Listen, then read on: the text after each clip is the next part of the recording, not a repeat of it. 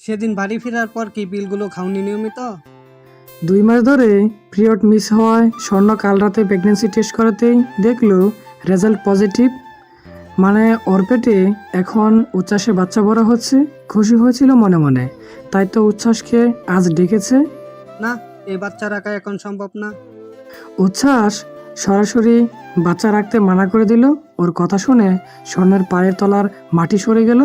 অথচ কাল রাতে ভেবেছিল আর কেউ পাশে না থাকলেও উচ্ছ্বাস থাকবে, কিন্তু আজ ওর কথা শুনে উচ্ছ্বাসের প্রতি জমানো বিশ্বাস কাছে গ্লাসের মতো এক নিমিষে ভেঙে গেল। জল ভরা চোখে উচ্ছ্বাসের দিকে চেয়ে রইল সে। তারপর বলল, কেন কেন রাখতে পারবে না উচ্ছ্বাস? কি দোষ করেছে এই বাচ্চাটা? ও তো আমাদেরই বাচ্চা। শোনো, এই বাচ্চা রাখার জন্য তোমাকে আমার বিয়ে করতে হবে, কিন্তু আমি তোমাকে বিয়ে করতে পারবো না। উচ্ছ্বাস হৃদয়হীনের মতো জবাব দিল। তাহলে 2টা বছর ধরে আমাকে ভালোবাসলে কেন? কেন এই সন্তান দিলে আমায়? আমার কোনো দোষ ছিল না। যা হয়েছিল তাতে তোমার সম্মতিও ছিল, আর তোমার অসাবধানতাও ছিল। কতবার বলেছিলাম পিলগুলো খেয়ে নিও, কিন্তু তুমি খাওনি। আসলে আমাকে ভাসানোর ইচ্ছা ছিল তোমার, এই জন্যই এমনটা করেছিলে, তাই না? আমার সম্মতি ছিল না উচ্ছ্বাস, তুমি আমাকে জোর করেছিলে। আমি নিজের ভালোবাসা বাঁচাতে বাধ্য হয়েছিলাম, আর সেদিন পিলও নিয়েছিলাম আমি। কিন্তু যার আশা সে তো আসবেই। কিন্তু যত যাই বলো, আমি বিয়েটা করতে পারছি না এখন। তুমি গর্ভপাত করো, এতে কেউ কিছু জানবে না। তুমিও সেফ আর আমিও। ঘৃণায় মনটা বেশি উঠল স্বর্ণের। 2টা বছর ধরে এমন নিকৃষ্ট একটা মানুষকে ভালোবেসেছিল, ভাবতেই মরে যেতে ইচ্ছে করছে। কিন্তু মরলে হবে না, বেঁচে থাকতে হবে। স্বর্ণ চোখ মুছে শেষাত্মক হেসে বলল, ডোন্ট ওয়ারি, তুমি এমনিতেও সেফ। আমি কাউকে কিছু জানাবো না, আর না তোমার বিরুদ্ধে কোনো অ্যাকশন নিব। ধরো এই 2টা বছর অভিনয়ের পুরস্কার এটা। কথাগুলো বললেই স্বর্ণ উল্টো দিকে হেঁটে চলল। নিগৃহীত যন্ত্রণায় বিষে উঠছে শরীর মন। জীবনে কারো থেকে এভাবে ঠকে যাবে ভাবেনি সে, কিন্তু মানুষ যেটা ভাবে না তার সাথে সেটাই হয়। অনার্স 2য় বর্ষে ওঠার পর একদিন আর্ট এক্সিবিশনে ঘুরতে গিয়েছিল। তার সাথে পরিচয় হয় সেখানেই স্বর্ণের। কথায় কথা জানতে পারে ওর ভার্সিটিরই সিনিয়র উচ্ছ্বাস। এরপর ক্যাম্পাসে দেখা সাক্ষাৎ, বন্ধুত্ব, প্রেম, হাসি, কান্না, খুনসুটি সব এখানেই। আর বিদায়টাও বিষণ্ণ মনে বাসায় ফিরে দরজা আটকে বিছানায় শুয়ে বালিশে মুখ গুজে রাখলো স্বর্ণ। বাহিরে নিহারিকা খানম ডাকছেন খেতে। না পারতে স্বর্ণ জবাব দিল, আমি খাবো না মা, মাথা ব্যথা করছে, ঘুমাবো। স্বর্ণের কথা শুনে নিহারিকা খানম আর মেয়েকে বিরক্ত করলেন না। কাঁদতে কাঁদতে ঘুমিয়ে পড়েছিল স্বর্ণ। শেষ বিকেলে খিদে তাড়নায় ঘুম ভাঙল ওর। বিছানা ছেড়ে গায়ের ওড়না চাপিয়ে হাত মুখ ধুয়ে কিচেনে গেল। নিহারিকা খানম কিচেনে ছিলেন, দুধ গরম করছিলেন নাতির জন্য। স্বর্ণকে দেখে বললেন, উঠছিস, যা খেয়ে নে। স্বর্ণ ভাত তরকারি নিয়ে খেতে বসলো। খাবার রুচি নেই, ভালো লাগে না খেতে। আমার পেটে খিদেও আছে। যে আলুর তরকারি আগে চেটে পুটে খেত, আজ সেটাও বিষের মতো লাগছে। কোনো মতে খেয়ে উঠে পড়লো, কিন্তু শরীর কুলিয়ে উঠল না। দৌড়ে গিয়ে ওয়াশরুমে বমি করে দিল। নিহারিকা খানমও দ্রুত গেলেন মেয়ের পিছনে। মাথায় পানি দিলেন, পানি খাওয়ালেন, মুখ ধুয়ে দিয়ে বললেন, কত করে বলি শরীরের যত্ন, নিশ্চিত গ্যাস্ট্রিক বেড়েছে। স্বর্ণ মায়ের কথায় কিছু বলল না, কেবল মলিন হাসলো। নিয়তিতে কি এসবই ছিল? ছোটবেলা থেকে অভাব অনটনেই বড় হয়েছে স্বর্ণ। বাবা মারা যাওয়ার পর বড় ভাই সংসারে হাল ধরেছে। তখন থেকেই বাস্তবতা বুঝতে শিখেছে সে। অনেক কষ্টে এই পর্যন্ত এসেছে। এত বছর সংসারের জন্য করার পর এখন আর কিছুই করতে চায় না বড় ভাই। অবশ্য ওর তো সংসার, বউ বাচ্চা আছে। ভাবি চাইছে ওকে বিয়ে দিয়ে তাড়াতে। এতদিন তো উচ্ছ্বাসের ভরসায় ছিল, এসব গায়ে লাগায়নি। কিন্তু এখন কি করে এসব সামলাবে? কারো কাছে বলবে বা কেমন করে নিজের সর্বনাশের কথা? মা শুনলে নিশ্চিত মরে যাবে। বড় ভাই ভাবি একেবারে মুখ ফিরে নেবে। সমাজে ছিছি পড়ে যাবে। পাড়া প্রতিবেশী, আত্মীয় স্বজন সকলে ধিক্কার দিবে। তখন বোধহয় মৃত্যু ছাড়া কোনো পথ থাকবে না। অস্থিরতায় মাথার চক্কর দিয়ে উঠে স্বর্ণ। চিন্তায় মস্তিষ্ক বিক্ষিপ্ত। কি করবে? গর্ভপাত করবে নাকি রাখবে এই বাচ্চাটা? এই বাচ্চাটা আসলে অনেক জর্জাপটা পোহাতে হবে, আর গর্ভপাত করলে কেউ জানবে না। ভালো কোনো জায়গায় বিয়ে হয়ে যাবে, স্বামী সন্তান নিয়ে সুখে সংসার করতে পারবে। এক মুহূর্তের জন্য নিজেকে চরম স্বার্থপর মনে হলো স্বর্ণর। মন মানছে না গর্ভপাত করতে, কিন্তু পরবর্তীতে যা হবে তা সামলাবে কি করে? সারা রাত চিন্তা করে স্বর্ণের মনে হলো গর্ভপাত করাটাই ভালো হবে, এছাড়া আর কিছুই করার নেই।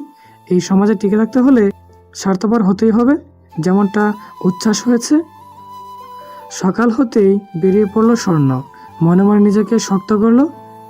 ক্লিনিকে এসে ডাক্তারের সাথে কথা বলে আলট্রাসোনোগ্রাফি করা হলো। ডাক্তার বলল কাল আসতে, আজকে দুটো অপারেশন আছে, কাল আসলেই করে দেবে। স্বর্ণ রিপোর্টটা নিয়ে বাসায় এলো, গোপনে আলমারিতে লুকিয়ে রাখলো। কোনোভাবেই কারো হাতে পড়া যাবে না এটা। রিপোর্টটা লুকিয়ে রান্নাঘরে এলো সে, তাকে দেখে সীমা ভাবি মুখ বাঁকিয়ে বলল, এলে তবে? আমি তো ভেবেছিলাম আসবেই না। স্বর্ণা কথা বলল না, কথায় কথা বাড়ে। স্বর্ণ কোনো উত্তর না দেওয়ায় সীমা হুকুমের স্বরে বলল, রান্নাগুলো করে রাখো ঠিক মতো, আমি সাব্বিরকে স্কুলে যাচ্ছি। স্বর্ণ মাথা নাড়ালো কেবল। রান্না সেরে না খেয়ে বেরিয়ে পড়লো স্বর্ণ। টিউশনি করাতে যেতে হবে।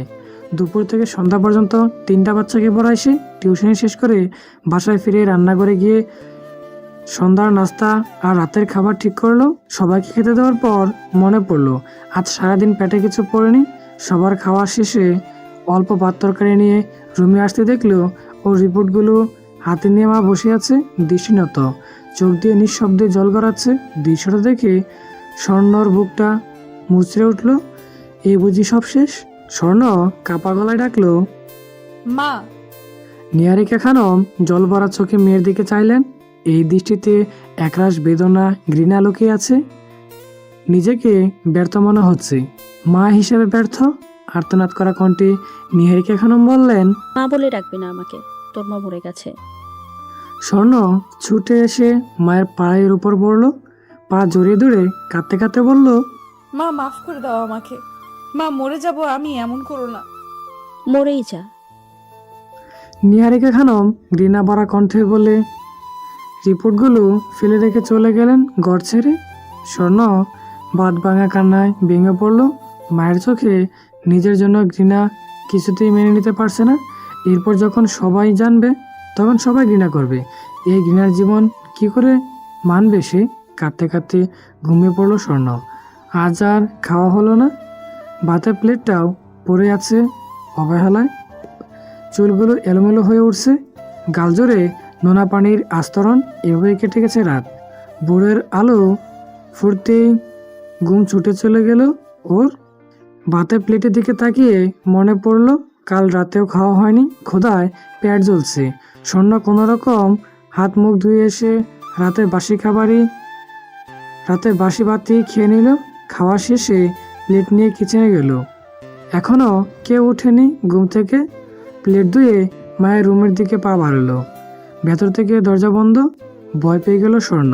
দ্রুত পাশের জানালার কপাটে ধাক্কা দিল। একটা কপাট খোলা আছে, সেখানে চোখ রাখতেই দেখলো মা শুয়ে আছে বিছানায়। চিন্তামুক্ত হয়ে আবার রান্নাঘরে পা বাড়ালো। সকালে নাস্তা বানানোর জন্য নাস্তা তৈরি হতে হতে বায়া ভাবি উঠে গেল। বায়া রেডি হয়ে আসার আগেই স্বর্ণ নাস্তা দিয়ে দিল টেবিলে। সবাই নাস্তা খেতে বসেছে, শুধুমাত্র নিহারিকা খানম আসেনি। সীমা ভাবি বলল উনি অসুস্থ, পরে খাবেন। খেতে খেতে বড় ভাই বলল, স্বর্ণ বিকেলে টিউশনিতে যাস না? তোকে দেখতে আসবে আমার বন্ধু। ভাইয়ার কথার মাঝেই সীমা ভাবি বলল, তোমার বন্ধু সুমনের কথা বলছো? বহু কষ্টে চোখে পানি লুকিয়ে ফেললো স্বর্ণ। সবার নাস্তা খাওয়া শেষ হবার পর সবকিছু গুছিয়ে স্বর্ণ বের হতে যাবে। সেই সময়ই সীমা বলল, কোথায় যাচ্ছো? এই তো ভাবি, একটু কাজ ছিল। এখন কোথাও যাওয়ার দরকার নেই, তোমার ভাইয়া বলেছে তোমাকে নিয়ে পার্লারে যেতে। কিন্তু ভাবি আমার জরুরি কাজ আছে ভার্সিটিতে। কালকে যেও, আজকে না। স্বর্ণ আর কথা বাড়ালো না, চুপচাপ সোফায় বসে রইল। কিছুক্ষণ পর সীমা সেজেগুজে এসে বলল, চলো। স্বর্ণ বিনা বাক্যে সীমাকে অনুসরণ করলো। পার্লার থেকে বেরিয়ে স্বর্ণকে বাসা যেতে বলে সীমা চলে গেল ছেলের স্কুলের দিকে। বেলা প্রায় 1টা বাজে। স্বর্ণ আর ক্লিনিকে গেল না। ভাবলো কাল গিয়ে গর্ভপাত করবে। এখন বাসায় গিয়ে রান্না করা শ্রেয়, তা না হলে ভাবি তুলকাম করে ফেলবে। বাসায় ফিরে রান্নাঘরে দরজা গিয়ে দেখলো নিহারিকা খানম রান্না করছেন। মাকে দেখে সামনে যাবে কিনা তাই ভাবছে স্বর্ণ, দেখে যদি রেগে যায়। স্বর্ণ এসব ভাবতে ভাবতেই নিহারিকা খানম শান্ত কণ্ঠে বললেন, ভাতের মারটা ফেলে দে। স্বর্ণ মায়ের আদেশ পেয়ে তাড়াতাড়ি চলে এলো মার ফেলতে। উত্তেজনায় গরম পানি ছেঁকা লেগেছে হাতে, তবুও সেদিকে ভ্রুক্ষেপ করলো না। নিহারিকা খানম আলু ভর্তা স্বর্ণের দিকে বাড়িয়ে দিয়ে বলল। দেখ লবণ হয়েছে কিনা। স্বর্ণ অবাক চোখে তাকিয়েছে মায়ের দেখে। সব জানার পর মা যে কথা বলবে এটা বিশ্বাসই করতে পারছে না স্বর্ণ। কোনো মতে ভর্তায় লবণ চেখে নিয়ে মাথা নাড়ালো। নিহারিকা খানম এবার দীর্ঘকণ্ঠে প্রশ্ন করলেন, কি সিদ্ধান্ত নিলি? কি করবে বাচ্চাটা? অ্যাবর্শন করব। নিহারিকা খানম হঠাৎই চড় মারলেন স্বর্ণের গালে। স্বর্ণ গালে হাত দিয়ে কান্না চোখে মায়ের দিকে তাকালো। নিহারিকা খানম আগুন কণ্ঠে মেয়েকে বললেন, নষ্টামি করার সময় মনে পড়েনি? এখন কেন ওই নিষ্পাপ বাচ্চাটাকে মারবে? তোদের অপরাধের ফল ও কেন ভুগবে? ওর কি দোষ? দোষ তোর আর ওই ছেলের। ওই ছেলের ফোন নাম্বার দে, কথা বলবো আমি। স্বর্ণ ফুপিয়ে কেঁদে উঠল, ভাঙা ভাঙা সরে বলল, মা, ও আমাকে ছেড়ে চলে গেছে। ও এই বাচ্চাকে অস্বীকার করছে, আমাদের নিতে চাচ্ছে না। ওর বাবা মায়ের সাথে কথা বলবো।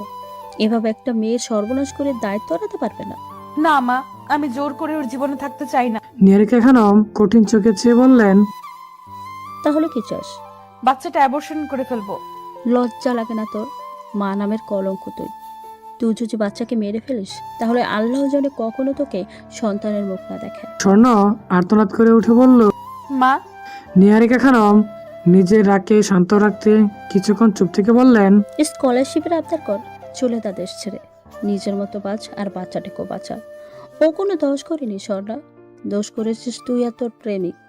এবার একটু নিজেকে শুধরে নে। কিন্তু মা, তোর ভাই যে ছেলেটার সাথে তোর বিয়ে দিতে চাচ্ছে ওই ছেলেটা ভালো না। আমি মা হয়ে তোর আর সর্বনাশ দেখতে পারবো না। তুই চলে যা স্বর্ণা, কিন্তু মনে রাখিস আমি তোকে কখনো মাফ করবো না। কথাগুলো বলেই রান্নাঘরে চলে গেল নিহারিকা খানম। স্বর্ণ নিজের চোখের পানি মুছে বাকি রান্নাটুকু শেষ করলো। এর মধ্যে সীমা ছেলেকে নিয়ে চলে গেল। আজ বায়ুর তাড়াতাড়ি চলে আসবে তার বন্ধুকে নিয়ে। সীমা বাসায় এসেই বলল, খেয়ে তৈরি হতে শুরু করে দাও, ওরা একটু পরে আসবে। আচ্ছা ভাবি। স্বর্ণ কোনো রকম খেয়ে চলে গেল। একটু পর নিহারিকা খানম এসে ঘরের দরজাটা আটকে দিল। ওর সামনাসামনি এসে বলল, তুই ছেলেটার কাছে সমাজ হবে বিয়ে চললো? পিড়াপিড়ি করলে এঙ্গেজমেন্ট করে রাখ, কিন্তু বিয়ে করিস না। স্বর্ণ মায়ের কথায় প্রাণ ফিরে পেল। মা যে এভাবে রিপোর্ট করবে ভাবতে পারেনি। মায়ের মুখের দিকে তাকাতেই বুক ফেটে যাচ্ছে স্বর্ণের। কি করে মাকে এত বড় কষ্ট দিল সে? কেন দিল? কেন বতারটাকে ভালোবাসলো? স্বর্ণের কান্না চলে এলো। নিহারিকা খানম শাড়ি পরাতে পরতে বললেন, কাঁদিস না, শক্ত হ। আর অনেক বিপদ আসবে, সেগুলো মোকাবেলার মতো মানসিকভাবে শক্ত হতে হবে। তিনি থেমে আবার বললেন, আমি আমার ভাগের জমিটুকু বেছে দিয়েছিলাম তোর বিয়েতে খরচ করব বলে, কিন্তু এখনই টাকাটা তোর বিদেশ যাওয়ার জন্য নিব। কিন্তু মা, তুমি? আমার চিন্তা করার দরকার নেই, আমার চিন্তা করলে তুই কাজটা করতে পারতি। শাড়ি পরানো শেষে নিহারিকা খানম চলে গেলেন। স্বর্ণের বুক ভেঙে যাচ্ছে। মায়েরা এত মায়াবী হয় কেন? কই, তার পেটে তো একটা সন্তান বড় হচ্ছে, ওর জন্য তো মায়া হচ্ছে না স্বর্ণের। তাহলে কি সে স্বার্থপর মা? না, মায়েরা কখনো স্বার্থপর হয় না। সুন্দর তোলার মতো একটা নিষ্পাপ বাবু বড় হচ্ছে, যে তাকে মামা বলে রাখবে। হঠাৎই গভীর মমতা অনুভব করলো স্বর্ণ। মনে হলো এই বাচ্চাটাকে বাঁচাতেই হবে। পেটে হাত রেখেই মনে মনে বলল, মাকে মাফ করে দিস বাবু, তোকে আমি বাঁচাতে চাইনি। তুই না হলে আমি শূন্য হয়ে যাব। তোকে ঘিরে আমার সুখ, আমি তোকে বাঁচাবো ময়না। স্বর্ণ চোখে পানি মুছে হালকা সাজগোজ করলো। একটু পর সীমা আসলো। ওকে দেখে হালকা এসে বলল, বাহ, তোমাকে তো সুন্দর লাগছে ভীষণ। আজ পছন্দ করেই ফেলবে সুমন ভাই। চলো, ওরা চলে এসেছে। স্বর্ণ মাথা নেড়ে সীমার সাথে চলল। ড্রয়িং রুমে স্বর্ণের বাড়ির সাথে একটা ছেলে বসে কথা বলছে। এটাই সুমন। এর আগে একবার দেখেছিল স্বর্ণ। লোকটার আগে বিয়েতে সীমা সামনাসামনি ওকে বসালো। সুমন চৌরা হেসে সালাম দিল, স্বর্ণ নিচু সুরে সালামের জবাব দিল। এরপর কিছুক্ষণ কথাবার্তা চলল। সুমন এক পর্যায়ে স্বর্ণের বাইকে বলল, আশরাফ, তোর বোনের সাথে আলাদা একটু কথা বলবো। হ্যাঁ, সেটা বলার কি আছে, যা বল। আশরাফ বোনের দিকে ইশারা করলো। স্বর্ণ সুমনকে সাথে করে ছাদে উঠল। সুমন ওর দিকে চেয়ে চৌরা হেসে বলল, তুমি আগে থেকে আরো সুন্দর হয়ে গেছো। সেবার আমার বিয়েতে অত সুন্দর লাগেনি। স্বর্ণর মোটেও ভালো লাগছে না লোকটাকে, কিন্তু কিছু বলতেও পারছে না। সুমন আবার বলল, আগে প্রেম করেছো? স্বর্ণ ওর দিকে তাকিয়ে মাথা নাড়ালো। কয়টা? একটা। মাত্র? আমার বিয়ের আগে অনেকগুলো প্রেম করেছি। বিয়ের পরও তো জানো কি হয়েছে, এক কলিগের মেয়েকে পছন্দ হয়ে গিয়েছিল, তারপর ওর। কথা বলতে বলতেই স্বর্ণের দিকে চোখ পড়লো। সুমনের হুঁশ আসলো, বুঝতে পারলো আসলে এই কথাটা বলা উচিত হয়নি। পরিস্থিতি স্বাভাবিক করার জন্য হালকা কেসে একবার বলল, এখন বলো, বিয়ে কবে করতে চাও? আমার সময় প্রয়োজন। কেন? আমি এমবিএ এর পর বিয়েটা করতে চাই। বিয়ের পরও তো এমবিএ করা যাবে। কিন্তু আমি বিয়ের আগে করতে চাই। বিয়ের পর শুধু সংসার করব। সুমন স্বর্ণের কথায় হেসে বলল, ও আচ্ছা, ঠিক আছে, তাহলে এমবিএ এর পরেই বিয়ে করব আমরা। কিন্তু এঙ্গেজমেন্ট তো করে রাখতেই পারি, তাই না? নাকি এটাও এমবিএ এর পরে? বলে খিলখিলিয়ে বিদঘুটে হাসলো সুমন। এঙ্গেজমেন্ট করে রাখা যায়। স্বর্ণ থমথমে গলায় বলল, আচ্ছা বেশ, সামনের সপ্তাহে আমার পরিবার সহ এসে এঙ্গেজমেন্ট করে যাব। আজকে তবে আসি। Take care darling. এটা বলেই সুমন হাসতে হাসতে চলে গেল নিচে। স্বর্ণ রাগে হাত মুষ্টিবদ্ধ করে রাখলো। সুমন যাওয়ার পর স্বর্ণ ছাদ থেকে নামলো। ও নামতেই সীমা বলল, কি গো, সুমন ভাই তো তোমাকে দেখে খুব পছন্দ করেছে, বলেছে আগামী সপ্তাহে এসে এঙ্গেজমেন্ট করে যাবে। স্বর্ণ দায়সারা কণ্ঠে বলল, ও আচ্ছা। হ্যাঁ, আর এই 5,000 টাকা তোমাকে দিয়েছিল, আমার কাছে রাখছি। আয়োজন করতেও তো টাকা লাগে নাকি? স্বর্ণ মাথা নেড়ে নিজের ঘরে চলে গেল। মনটা বিষিয়ে আছে। শাড়ি গহনা চেঞ্জ করে মেকআপ ধুয়ে চুলগুলো হাত খোপা করে ফোনটা হাতে নিল। জেরিনকে কল করার উদ্দেশ্যে কল কেটে যাওয়ার পূর্বেই জেরিন রিসিভ করলো। স্বর্ণ প্রথমে জিজ্ঞেস করলো, কেমন আছিস? এই তো ভালো, তুই? ভালো। আচ্ছা শোন, স্কলারশিপের জন্য আবেদনের ডেট কি শেষ? না, কাল লাস্ট ডেট। কেন বলতো? আমি আবেদন করব। উচ্ছ্বাস ভাইয়া জানে? ওকে জানতে হবে কেন? ওর সাথে আমার কোনো লেনা দেনা নেই। মানে কি হয়েছে? ব্রেকআপ। আরে এমন তো কতই হয়, দেখিস ঠিক হয়ে যাবে আবার। না, আর কিছু ঠিক হওয়ার নেই। এসব বিষয়ে আর প্রশ্ন করিস না। এখন বল, কাল ভার্সিটিতে আসবি? হ্যাঁ, আসবো। আচ্ছা, দেখা করিস। আচ্ছা। স্বর্ণ ফোন রেখে দরজা বন্ধ করে ভার্সিটির কাগজপত্র, সার্টিফিকেট সবকিছু একত্রে করলো। কাল প্রয়োজন হবে সবকিছু এমনভাবে করতে হবে যেন যাওয়ার আগের দিনও কেউ জানতে না পারে। স্বর্ণ মাগরিবের নামাজ পড়ে উঠতেই সীমা এসে বলল, সুমন ভাই তোমাকে ফোন দিছে, রিসিভ করছো না কেন? সাইলেন্ট ছিল ভাবি। সীমা কঠিন স্বরে বলে গেল। স্বর্ণ অনিচ্ছায় টেবিলের উপর থেকে ফোনটা তুলে দেখলো আননোন নাম্বার থেকে 5 বার মিস কল এসেছে এবং ইতিমধ্যে আবারও এসেছে। স্বর্ণ ফোন রিসিভ করতেই উপাস থেকে সুমন বলল, ফোন রিসিভ করছিলে না কেন?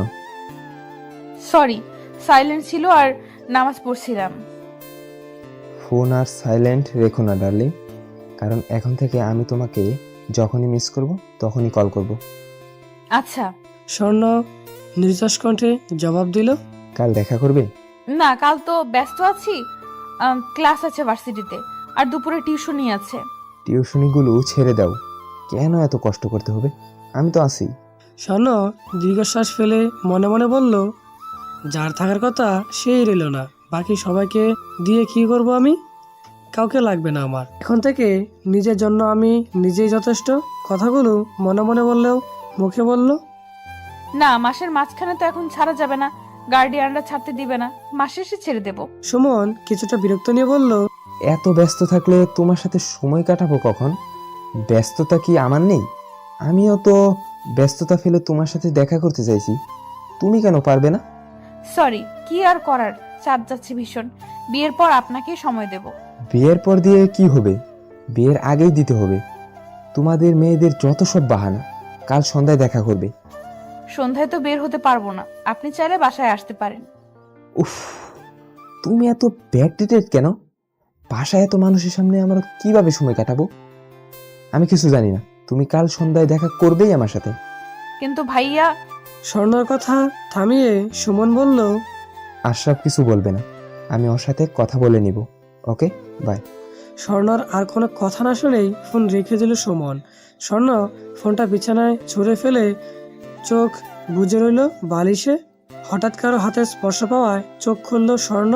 নিহারিকা খানম মেয়ের মুখের দিকে চেয়ে বললেন, স্কলারশিপের আবেদন করবি কবে? লাস্ট ডেট কাল, কালই করব। কাগজপত্র সব ঠিকঠাক আছে? হ্যাঁ, সব ঠিক করে রেখেছি। আচ্ছা, খুব সাবধানে। স্বর্ণ মাথা দোলালো। মাকে পেয়ে চোখের পানিগুলো বাত মানছে না, টুইটুম্বুর করছে। অক্ষিকুটরে কেন যেন সময়ে দল নামবে। নিহারিকা খানম উদ্বিগ্ন কণ্ঠে বললেন, কি হয়েছে তোর? মা, এত কষ্ট হচ্ছে কেন আমার? নিহারিকা খানম মেয়েকে বুকে জড়িয়ে ধরে বললেন, ধৈর্য ধর মা। এখন তোর যেটা দরকার সেটা হলো প্রচুর ধৈর্য। দাঁতে দাঁত কামড়ে থাক, সময় তোরও ফিরবে, বিশ্বাস রাখ। স্বর্ণ চোখের পানি মুছে দৃঢ় কণ্ঠে বলল, মা, তোমার মেয়ে পারবেই। জানি আমি। নিহারিকা খানম মেয়ের সাথে কিছুক্ষণ থেকে চলে গেলেন। মা যাওয়ার পর স্বর্ণ রান্নাঘরে গেল রাতের খাবার আয়োজন করতে।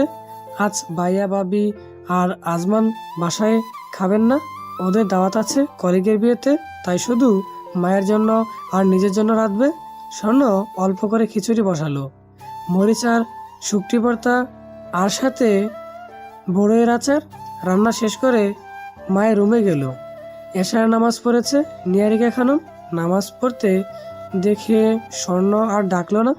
ডাইনিংয়ে খাবার সাজিয়ে আরেকটু পর গিয়ে মাকে ডেকে বলল, মা, খাবে, এসো। কি করেছিস আজ? খিচুড়ি খেতে মন চাচ্ছিল, তাই খিচুড়ি, মরিচ, শুটকি ভর্তা আর আচার। নিহারিকা খানম হালকা এসে বললেন, চল খেতে খেতে মুভি দেখি, অনেকদিন ধরে মুভি দেখে হয় না। আসো। স্বর্ণ আর নিহারিকা খানম খেতে খেতে টিভিতে শাহরুখ খানের দিলওয়ালে দুলহানিয়া লে যায়েঙ্গে দেখতে লাগলো। খাওয়া শেষে সবকিছু গুছিয়ে আসতেই সীমা ফোন দিয়ে বলল, ওরা আজ আসবে না, কাল সকালে আসবে। সীমার সাথে কথা বলে স্বর্ণ মায়ের ঘরে চলে গেল। আজ মায়ের সাথে ঘুমাবে। নিহারিকা বেগম বিছানা তৈরি করছিলেন ঘুমানোর জন্য। স্বর্ণকে দেখে বললেন, তুই জেগে আছিস? ঘুমিয়ে যা, ওরা আসলে আমি করবো। ওরা আজ আসবে না মা। ফোন করেছিলি? হ্যাঁ, ভাবি ফোন করে বলেছিল। আচ্ছা, তাহলে শুয়ে পড়। মা, আমি আজ তোমার কাছেই ঘুমাই। নিহারিকা খানম মেয়ের দিকে তাকিয়ে কোমল সুরে বললেন, চলে আয়। স্বর্ণ খুশি মনে মায়ের সাথে শুয়ে পড়ল, মাকে জড়িয়ে ধরে রাখলো। নিহারিকা খানম দোয়া দরুদ পরে মাথায় ফু দিয়ে মাথায় হাত বোলাতে লাগলেন। স্বর্ণ মায়ের স্নেহের পরশে সহজেই ঘুমিয়ে পড়ল। নিহারিকা খানম মেয়ের দিকে তাকিয়ে দীর্ঘশ্বাস ফেলে বললেন, হে আল্লাহ, আমার মেয়েটাকে তুমি মাফ করে দাও। ওর সহায়, ওকে ধৈর্য দাও, অনেক ধৈর্য দাও, ও যেন ভেঙে না পড়ে। নিহারিকা খানম স্বর্ণের মাথায় চুমু দিয়ে জড়িয়ে ধরে রাখলেন। সকালে মা মেয়ে মিলে নাস্তা পানি একত্রে নাস্তা করলো। নাস্তা শেষে নিহারিকা খানম বললেন, তুই কি স্কলারশিপে আবেদনটা সেরে, আমি এদিকটা সামলে নিচ্ছি। আচ্ছা মা। স্বর্ণ কাগজপত্র নিয়ে বেরিয়ে পড়লো ভার্সিটির উদ্দেশ্যে। ক্যাম্পাসে হাঁটতে হাঁটতেই খেয়াল করলো অদূরেই উচ্ছ্বাস আর ওর বন্ধুবান্ধব মিলে আড্ডা দিচ্ছে। স্বর্ণ নিজেকে সামলে নিল, ইচ্ছার বিরুদ্ধে নিয়ন্ত্রণ করলো নিজেকে। সেদিকে আর তাকালো না। জেরিনের সাথে দেখা করে আবেদনের কাজ সম্পন্ন করলো। তারপর ভার্সিটি থেকে বের হওয়ার সময় আবারও উচ্ছ্বাসকে দেখলো, এখন একটা মেয়ের সাথে। এই মেয়েটা বেশ জুনিয়র, এবার অনার্স ফার্স্ট ইয়ারে। স্বর্ণ চিনে, উচ্ছ্বাসে নাকি পরিচিত। আজ সেই মেয়ের সাথে ওকে দেখে স্বর্ণের ভেতরটা কেমন জ্বলছে। ঘৃণার দৃষ্টিতে চোখ জোড়া ফিরিয়ে নিয়ে ভার্সিটি থেকে বেরিয়ে গেল। নিজেকে স্বাভাবিক করে টিউশন নিতে গেল। সুমন ফোন করেছে দুবার, ইচ্ছে করেই রিসিভ করেনি স্বর্ণ। সুমন একবার টেক্সট করলো, পিক আপ দ্য ফোন। স্বর্ণ দেখেও ফেলে রাখলো। ভালো লাগছে না কিছুই। পৃথিবীতে ভালোবাসা বলতে কিছু নেই, সব মোহ। মোহ কেটে গেলে সব শেষ। টিউশন থেকে ফিরে গোসল করে খেয়ে বিশ্রাম নিচ্ছিল স্বর্ণ। প্রয়োজনীয় একটা কাজে ফেসবুকে এসেছে, কিন্তু নিউজ ফিডে চোখ পড়তেই দেখলো কিছুক্ষণ আগে উচ্ছ্বাস আর ওর মেয়েটা রিলেশনশিপ স্ট্যাটাস দিয়েছে। স্বর্ণ বড় একটা শ্বাস নিয়ে নিজেকে ততস্থ করে ব্লক করে দিল দুজনকেই। এরপর ফোনটা রেখে বিছানায় হেলান দিয়ে শুয়েছিল। কখন যে ঘুমিয়ে পড়লো বলতেও পারবে না। মাগরিবের আজানের শব্দে ঘুম ভেঙেছে স্বর্ণর। অজু করে নামাজ পড়ে রান্নাঘরে গেল নাস্তা বানাতে। কিছুক্ষণ পর চা জাল দিতে দিতেই ড্রয়িং রুমে সুমনের গলার আওয়াজ পেল। সীমা সুমনকে বসতে বলে রান্নাঘরে আসলো। স্বর্ণকে ডেকে বলল, সুমন ভাই এসেছে, তুমি নাকি ওনার কল ধরোনি? সাইলেন্ট ছিল ভাবি। আর সাইলেন্ট রেখো না, কথা বলো ওনার সাথে। যাও, ড্রয়িং রুমে বসে আছে, আমি চা নাস্তা নিয়ে আসছি। স্বর্ণ বিনা বাক্যে ড্রয়িং রুমে এলো। ওকে দেখেই সুমন বলল, কল ধরোনি কেন? ইগনোর করছো? তেমন কিছু না, আসলে সাইলেন্ট ছিল, ফোন চেক করিনি। আচ্ছা, রেডি হও, বের হবো আমরা। আমার শরীর খারাপ লাগছে, আজকে না। আমি বাহানা শুনবো না স্বর্ণা, তুমি যাবে আমার সাথে ব্যাস, নাহলে আমি আশরাফকে ফোন দিচ্ছি। স্বর্ণ ম্লান মুখে বলল। আচ্ছা বসুন, রেডি হয়ে আসছি। স্বর্ণ ভেতরে গিয়ে কালো রঙের একটা থ্রি পিস পরে হালকা সেজে গুজে এলো। সুমন ওকে দেখে বিরক্ত হয়ে বলল, 3 পিস কেন পরছো? শাড়ি পরতে পারো না? শাড়ি পরতে মন চাচ্ছে না এখন। তুমি এমন করো কেন বলো তো? আমি যা বলবো সব সময় তার বিপরীতে পড়ো। স্বর্ণ কথা ঘুরিয়ে বলল। যাবেন না? সুমন বিরক্তি নিয়ে বলল। চলো। বেরিয়ে রিক্সা নিল সুমন। পাশাপাশি বসেও কিছুটা দূরত্ব রেখেছে স্বর্ণ, কিন্তু সুমন বরাবরই কাছে আসার চেষ্টা করছে। এক পর্যায়ে স্বর্ণ বলল, সরে বসুন, আমার খারাপ লাগছে।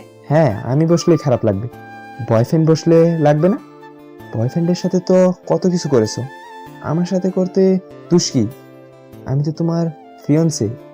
হাজবেন্ড নন তো, সরে বসুন, তা না হলে নেমে যাব। স্বর্ণ কঠোর সুরে বলল। তাতে কাজও হলো, সুমন সরে বসেছে। সারা রাস্তা আর কোনো কথা হয়নি, যে যার মতো ছিল। সুমন ওকে নিয়ে একটা 5 স্টার হোটেলে এলো। কর্নারে একটা টেবিলে গিয়ে বসলো ওরা। যদিও স্বর্ণ ইচ্ছে ছিল না কোনায় বসার, তবুও কিছু বলল না সুমনকে। অনুসরণ করে কোনার টেবিলেই বসলো। প্রথমে সুমন বলল, কি খাবে বলো, অর্ডার দেই? আপনি দিন, আমার ইচ্ছে করছে না কিছু খেতে। সুমন এবারও বিরক্ত হলো, নিজে গিয়ে চাইনিজ অর্ডার দিয়ে এলো। ফিরে এসে সুমন বলল, শোনো, কয়দিন পর আমাদের অফিসিয়ালি একটা ট্যুর আছে, তোমাকে নিয়ে যাব ভাবছি। না, আমি কোথাও যাব না। ভয় পাচ্ছ কেন? তোমার ভাইয়া ভাবিও থাকবে, আর তোমার ভাই নিজেই বলেছে নিয়ে যেতে। তোমার সমস্যা কোথায়? আমার ইচ্ছে নেই যাওয়ার, আপনি গিয়েই ঘুরে আসুন। সুমন খেপে গিয়ে বলল, তুমি এমন কেন? আমার কোনো গার্লফ্রেন্ডকে এতবার বলা লাগতো না, যখন বলতাম চলে আসতো। আর তুমি? আমি আপনার গার্লফ্রেন্ড নই। নয়তো কি হয়েছে, কয়েকদিন পর তো বিয়ে করবোই আমরা। যেদিন বিয়ে হবে সেদিনই আমার আপত্তি থাকবে না। যেখানে যেতে বলবেন যাব, কিন্তু এর আগে জোর করবেন না, জোরে জোরে ভালো লাগে না। আমি তোমার এত কথা শুনবো না, তুমি যাবে মানেই যাবে, এ নিয়ে আর একটা কথা না। স্বর্ণ কিছু বলল না, আর নীরব হয়ে রইল। তবে মেনে নিল না, সে যাবে না কিছুতেই। কিন্তু সেটা আর প্রকাশ করলো না। খাবার আসার পর খাওয়া দাওয়া করে বেরিয়ে পড়লো ওরা। সুমন ওকে নিয়ে একটা শপিং মলে গেল। প্রথমে শাড়ি কর্নারে ঢুকলো। সুমন জামদানি শাড়ি দেখানোর জন্য বলল। বিভিন্ন ডিজাইনের জামদানি শাড়ি রাখা হলো ওদের সামনে। সুমন বলল, পছন্দ করো, যে কয়টা পছন্দ হবে সব কিনে দিব। স্বর্ণ কিছুক্ষণ শাড়িতে চোখ বুলিয়ে বলল, কালো জামদানিটা সুন্দর। কি কালো জামদানি তোমার ভালো লেগেছে? আমার তো খ্যাত লাগছে, তোমাকে হলুদ জামদানিতে মানাবে। বলেই সুমন হলুদ একটা জামদানি দিল। স্বর্ণকে বলল, পরে এসো তো। পড়তে ইচ্ছে করছে না। এত কথা শুনছি না, যা বলেছি করো। সুমন কঠোর গলায় বলল। স্বর্ণ আর কথা বাড়ালো না, শাড়ি নিয়ে চলে গেল চেঞ্জ করতে। কিন্তু রংটা একদমই ভালো লাগছে না ওর। হলুদ শাড়ি পরে বেরিয়ে আসতে সুমন বলল, ভালো লাগছে না তেমন, এখন যাও খয়েরি রঙেরটা পরে এসো। স্বর্ণ আবারও গেল চেঞ্জ করতে। এভাবে 5টা শাড়ি বদলালো ওকে দিয়ে। শেষ পর্যন্ত নীল রঙের একটা শাড়ি পছন্দ হয়েছে এবং সেটাই কিনলো সুমন। স্বর্ণের কোনো মতামত নিল না, আর স্বর্ণের পছন্দ করা কালো রংটা নিল। ওর ভাবির জন্য। শপিং মল থেকে বেরিয়ে সুমন বলল, এবার বাসায় চলো, মাঝে মধ্যেই এভাবে বের হব আমরা। আর নিজেকে তৈরি করো আমার জন্য। এভাবে ব্যাকডেটেড হয়ে থাকলে হবে না। অন্যান্য মেয়েরা কত মডার্ন, আর তুমি এত পরেও গেয়েই রয়ে গেছো। আমার মনে হয় এই কারণেই তোমার বয়ফ্রেন্ড তোমাকে ছেড়ে গেছে। সুমনের বলা কথায় কোনো জবাব দিল না স্বর্ণ। প্রচণ্ড কষ্ট হয়েছে ওর। হয়তো সুমন ঠিক বলেছে, ও গিয়ে বলেই উচ্ছ্বাস ওকে ছেড়েছে। বাসায় আসার পর সীমাকে দুটো শাড়ির প্যাকেট দিয়ে বলল, তোমার জন্য দুটো শাড়ি কিনে দিয়েছে সুমন। সীমা খুশিতে গদগদ হয়ে বলল, সত্যি? হ্যাঁ। সীমা শাড়িগুলো খুলে দেখা শুরু করলো। আর স্বর্ণ নিজের ঘরে গিয়ে ফ্রেশ হয়ে থ্রি পিস খুলে ঘরে পোশাক পরলো। তখনই সীমা এসে বলল, তোমাকে কিছু কিনে দেয়নি? আমাকে তো দিবে এই বিয়ের পর, এগুলো তোমার জন্য দিয়েছে। সীমা আহ্লাদি কণ্ঠে বলল। সুমন ভাই কত ভালো দেখেছো। স্বর্ণ কিছু বলল না। কিছুটা তাচ্ছিলের হাসি দেখা গেল মুখে। অতঃপর সীমা আবার বলল, আচ্ছা শোনো, তরকারিগুলো গরম করে রাখো, আর আসমানের জন্য দুধ জাল দিয়ে ঘরে দিয়ে যাও। স্বর্ণ মাথা নাড়ালো। সীমা খুশিতে গদগদ হয়ে নিজের ঘরে চলে গেল শাড়িগুলো ট্রায়াল দিতে। বাসার সবাই ঘুমিয়ে যাওয়ার পর স্বর্ণ নিজের আলমারি খুলে উচ্ছ্বাসে দেওয়া যত গিফট আছে সব নিয়ে ছাদে গেল। তাতে কেরোসিন ঢেলে আগুন ধরিয়ে দিল।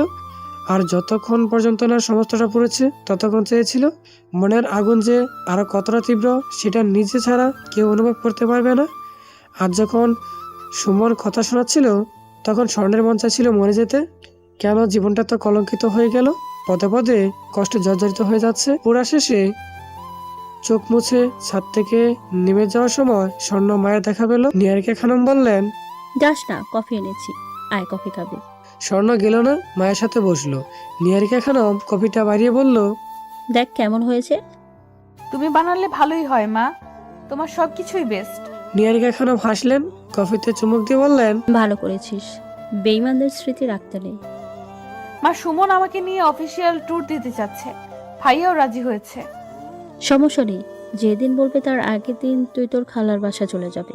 আমাকে বললে বলবো ভার্সিটি থেকে টুরে গেছে। মা, তুমি আমাকে সব সময় এত বোঝো কেন? তোমার মতো কেউ বোঝে না। কারণ আমি তোর মা। মেয়ের মাথায় হাত বুলিয়ে বললেন তিনি। মায়ের সাথে কিছুক্ষণ কথা বলে ঘরে এসে স্বর্ণ ঘুমালো না। প্রজেক্টের পেপারগুলো নিয়ে বসলো। প্রফেসর কিবরিয়া তাকে এগুলো দেখতে দিয়েছে। ডিপার্টমেন্টের ভালো জিপিএদারীদের মধ্যে স্বর্ণ দ্বিতীয়, আর প্রথম হলো আরব। প্রফেসর ওদের দুজনকেই স্নেহ করেন খুব। তিনি বলেছেন যার আইডিয়া ভালো হবে তার জন্য তিনি সুপারিশ করবেন। আরবের পরিকল্পনা দক্ষতা খুবই উন্নত, তাই ভয় লাগছে স্বর্ণের। যদি আরবের কাজ পছন্দ হয়ে যায় প্রফেসরের, তাহলে তো তিনি ওর জন্য সুপারিশ করবেন আর ওর স্কলারশিপটা হয়ে যাবে। কিন্তু এই স্কলারশিপটা তো স্বর্ণের খুব দরকার। যদি আগের মতো অবস্থা থাকতো, উচ্ছ্বাস বাচ্চাটা মেনে নিত, ওদের বিয়ে হতো, তাহলে হয়তো স্বর্ণ প্রজেক্ট নিয়ে এত সিরিয়াস থাকতো না। কিন্তু এখন পরিস্থিতি ভিন্ন। 4:15 বিছানায় শুয়ে পড়লো স্বর্ণ। ঘুম আর মানছে না এবার। একটু ঘুমাতে হবেই, তারপর আবার সকালে উঠে নাস্তা বানিয়ে ভার্সিটিতে যেতে হবে। অ্যালার্মের কর্কশ শব্দে ঘুম ভেঙে গেল স্বর্ণের। 1 ঘন্টাও ঠিকমতো ঘুম হয়নি, মাথা ধরে আছে ভীষণ। তবুও উঠে ফ্রেশ হয়ে নামাজ পড়ে রান্না করে গেল নাস্তা বানাতে। ঘুমে চোখ ডুলছে, তবুও রুটি বানাচ্ছে। পিছন থেকে নিহারিকা খানম ওর কাঁধে হাত রাখতেই স্বর্ণ ঘুরে তাকালো। মেয়ের চোখের দিকে তাকিয়ে তিনি বুঝলেন সবকিছু। হাত থেকে আটার কাই নিয়ে বললেন, যা ঘরে গিয়ে ঘুমা, আমি ডাক দিলে উঠবে। এর আগে যেন উঠতে না দেখি। মা, আমি পারবো। তোরে আমি যা বলছি কর, বেশি কথা বলবে না। স্বর্ণ মায়ের কথা মেনে নিল চুপচাপ। না মেনেও উপায় নেই, শরীর চলছে না। ঘরে এসে বিছানায় শুয়ে আবারও ঘুমে তলিয়ে গেল স্বর্ণ। 8টায় নিহারিকা খানম স্বর্ণকে ডেকে দিলেন। ঘুম থেকে উঠে এখন আরেকটু ভালো লাগছে। গোসল করে খেয়ে বেরিয়ে যাওয়ার সময় সীমা ওকে ডেকে বলল, কাল রাতে ট্যুরে যাব আমরা সবাই। তুমি সুমন ভাই, আমি তোমার ভাই আর আসমান। মাকেও নিয়ে যাও। উনি তো বুড়ো মানুষ, ওনার এত শখ আছে নাকি? স্বর্ণ, কিছু বলতে নিবে তার আগে নিহারিকা খানম পেছন থেকে চোখের ইশারা করলেন চুপ করতে। মায়ের আদেশ মান্য করে স্বর্ণ চুপ করে বেরিয়ে গেল। আজ দুটো কথা শোনাতে মন চাইছিল ওর। সংসারে সেও টাকা দেয়, তবুও এভাবে দাসের মতো ব্যবহার কেন মায়ের সাথে? তারা বোঝে না কেন বুড়ো মানুষেরও সকাল রাত থাকে। বুড়ো তো শরীরে হয়, মন তো তরুণ সব সময়। ভার্সিটি থেকে বেরিয়ে সুমনকে দেখে অবাক স্বর্ণ। এই লোক এখানে কি করে? এখন আবার সময় কাটাতে হবে নাকি ওর সাথে? স্বর্ণ চিন্তিত কণ্ঠে প্রশ্ন করলো। আপনি এখানে? শপিং করব, চলো। কালকে তো ট্যুরে যাচ্ছি আমরা, শপিং না করলে চলে? আর তুমি যা ব্যাকডেটেড জামা কাপড় পরো, তোমাকে নিয়ে কলিগদের সামনে যেতেই লজ্জা লাগবে আমার। তাই চলো, আজকে তোমাকে কিছু ড্রেস কিনে দিব। কিন্তু আমার তো টিউশনই আছে। ছুটি নিয়ে নাও 4 দিনের। আজকে তো শপিংয়ে যাব, আর 3 দিন ট্যুরের জন্য। এতদিন ছুটি নেওয়া যায় না টিউশনি থেকে। তাহলে বাদ দিয়ে দাও। বাদ দেওয়া যাবে না এখন। সুমন এবার খেপে গিয়ে বলল। তোমার কাছে আমার চেয়ে টিউশনের গুরুত্ব বেশি? স্বর্ণ মনে মনে বলল, অনেক বেশি। আচ্ছা, আমি না করে দিচ্ছি সবাইকে। স্বর্ণ সবাইকে ট্যাক্স করে জানিয়ে দিল আজকে আসতে পারবে না, কিন্তু 4 দিনের কথা বলেনি, শুধু আজকের কথাই উল্লেখ করেছে। অবশ্য 4 দিন ছুটি এমনিতেও দিবে না সে। এই অবস্থায় এসে করোনার পাত্রী হওয়ার ইচ্ছে নেই তার। সুমন বারবার টিউশনি ছাড়তে বলে, কারণ ও টিউশনি ছাড়লেই তো টাকার জন্য ভাইয়ের কাছে চাইবে, তখন ভাই না দিলে বাধ্য হবে ওর কাছে চাইতে, তখনই এর সুযোগ নিবে লোকটা। তাই যত কষ্টই হোক টিউশনি ছাড়া যাবে না। কিছু ওয়েস্টার্ন শর্ট ড্রেস কিনে দিল সুমন ওকে। কেনার সময় স্বর্ণ হা বানা কিছুই বলেনি, একদম পোশাক আশাকে সাজিয়ে রাখা পুতুলের মতো বসেছিল। শপিং শেষে 5 স্টার হোটেলে খেয়ে স্বর্ণের সাথে বাসায় এলো সীমা। সুমনকে দেখে খুশিতে গদ্গদ হয়ে বলল, আরে সুমন ভাই, আসে বসেন, আপনার জন্য নাস্তা নিয়ে আসি। না ভাবি, লাগবে না, আমার খেয়ে এসেছি বাইরে থেকে। সীমা উজ্জ্বল মুখে বলল, আমি ভাবতেও পারিনি স্বর্ণ এমন রাজকপাল হবে। নিজের প্রশংসা শুনে গর্বে বুক ফুলে উঠল সুমনের। তারপর স্বর্ণকে ঠেস দিয়ে বলল, আপনি বুঝলে কি হবে ভাবি, আপনার ননদ তো বুঝে না। স্বর্ণ সব শুনলো কিন্তু কিছু বলল না। ডাইনিং থেকে 1 গ্লাস পানি খেয়ে নিজের ঘরে চলে গেল।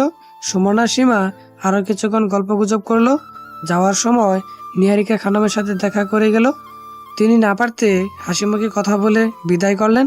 এই ছেলেকে দেখতে মন চায় না তার। এই ছেলেটার সাথে মিশে মিশে আরাফা নষ্ট হয়ে গেছে। বারবার আশরাফকে বলেছিল এসব মানুষদের সাথে মিশতে না, কিন্তু বাবা মার কথা তো সন্তান সময় থাকতে শুনে না। সময় যাবার পর আফসোস করে। সুমন যাওয়ার পর সীমা স্বর্ণের রুমে এসে আহ্লাদি কণ্ঠে বলে, কি কিনে দিয়েছে তোমাকে দেখি? স্বর্ণ শপিং ব্যাগগুলো তুলে সীমার হাতে দিল। সীমা প্রবল উচ্ছ্বাসে দেখা শুরু করলো। দেখতে দেখতে বলল, বাহ, সুমন ভাইয়ের রুচি আছে বলতে হবে। কি সুন্দর ড্রেস। স্বর্ণ কিছু বলল না। সীমা আবারও বলল, আমার বিয়ের আগে তো আমি এইসবই পরতাম, বিয়ের পরও পার্টিতে মাঝে মধ্যে পরি। আচ্ছা, আমার জন্য কিছু কিনেছে? স্বর্ণ বলল, না ভাবি, আজ তো তোমার জন্য কিছু দেয়নি, কিন্তু তোমার পছন্দ হলে এগুলো তুমি নিয়ে নিতে পারো। কি বলো? সুমন ভাই রাগ করবে না? না, উনি আর কি বলবেন, তুমিই তো বলো উনি ভালো মানুষ। হ্যাঁ, আসলেই তো। আচ্ছা, এগুলো আমি নিয়ে নিলাম, তুমি কিছু মনে করো না। আরে না, কি মনে করব, তুমি নিয়ে যাও ভাবি। সীমা খুশিতে গদগদ হয়ে প্যাকেটগুলো নিল, নিজের ঘরে চলে গেল। স্বর্ণ তাচ্ছিল্যের হাসি আসলো। টাকা খরচ করলেই সবাই ভালো হয়, যে টাকা খরচ বন্ধ করে যাবে তখনই খারাপ হয়ে যাবে। দুনিয়ায় এমন। ফ্রেশ হয়ে কিছুক্ষণ শুয়ে থাকলো স্বর্ণ। মাথা ব্যথা করছে প্রবল, যন্ত্রণা হচ্ছে ভীষণ। একটা ঘুমের ওষুধ খেয়ে ঘুমিয়ে পড়লো স্বর্ণ। যখন উঠল তখন রাত 9টা। গাড়িতে চোখ পড়তেই চোখ কপালে উঠে গেল। ভাবে কি তুলকালাম করে ফেলেছে কে জানে। আজকে সকালে দুপুরে তো মা রান্না করেছে, রাতটাও কি মা করেছে। স্বর্ণ হাত মুখ ধুয়ে দ্রুত চলে গেল রান্নাঘরে, কিন্তু রান্নাঘরে গিয়ে সে বিস্মত। সীমা রান্না করছে, তাও বিরিয়ানি। বিরিয়ানি গন্ধে সারা ঘর সুবাসিত। ওকে দেখে সীমা বলল, ঘুম হলো তোমার? হ্যাঁ ভাবি, দাও, আমি করি। না, তোমার করা লাগবে না, তুমি গিয়ে আসমানের সাথে টিভি দেখো, আমি তোমার জন্য কফি আনি। স্বর্ণ বিস্ময়ে দখল সামলাতে পারছে না। কি বলছে এগুলো ভাবি? সে কফি বানাবে, তাও ওর জন্য? কানে কি ভুল শুনছে? স্বর্ণকে এভাবে দাঁড়িয়ে হাতে দেখে সীমা বলল, আরে বাবা যাও না, আমি কফি নিয়ে আসছি। স্বর্ণ মাথা নেড়ে বিস্মিত নয়নে বেরিয়ে ড্রয়িং রুমে এলো। ড্রয়িং রুমে বসে আজমান কার্টুন দেখছে। স্বর্ণ ওর সাথে বসলো, কিন্তু টিভিতে মন নেই ওর। ঠিক কী কারণে ভাবির প্রতি পরিবর্তন মস্তিষ্কে একটু চাপ দিতেই স্বর্ণ বুঝলো বিকেলে ড্রেসগুলো দেওয়াতেই এই মহা পরিবর্তন সাধিত হয়েছে। তবে এর স্থায়িত্ব একদিনে বেশি হবে না কোনোভাবেই। স্বর্ণ মায়ের কথা মতো কাউকে কিছু না জানিয়ে খালা বাসায় চলে গেল। আজ খালা বাসায় থাকবে, আর কোনোভাবেই মা ব্যতীত কারো ফোন ধরবে না। বিশেষ করে সুমনের ফোন তো ধরবেই না।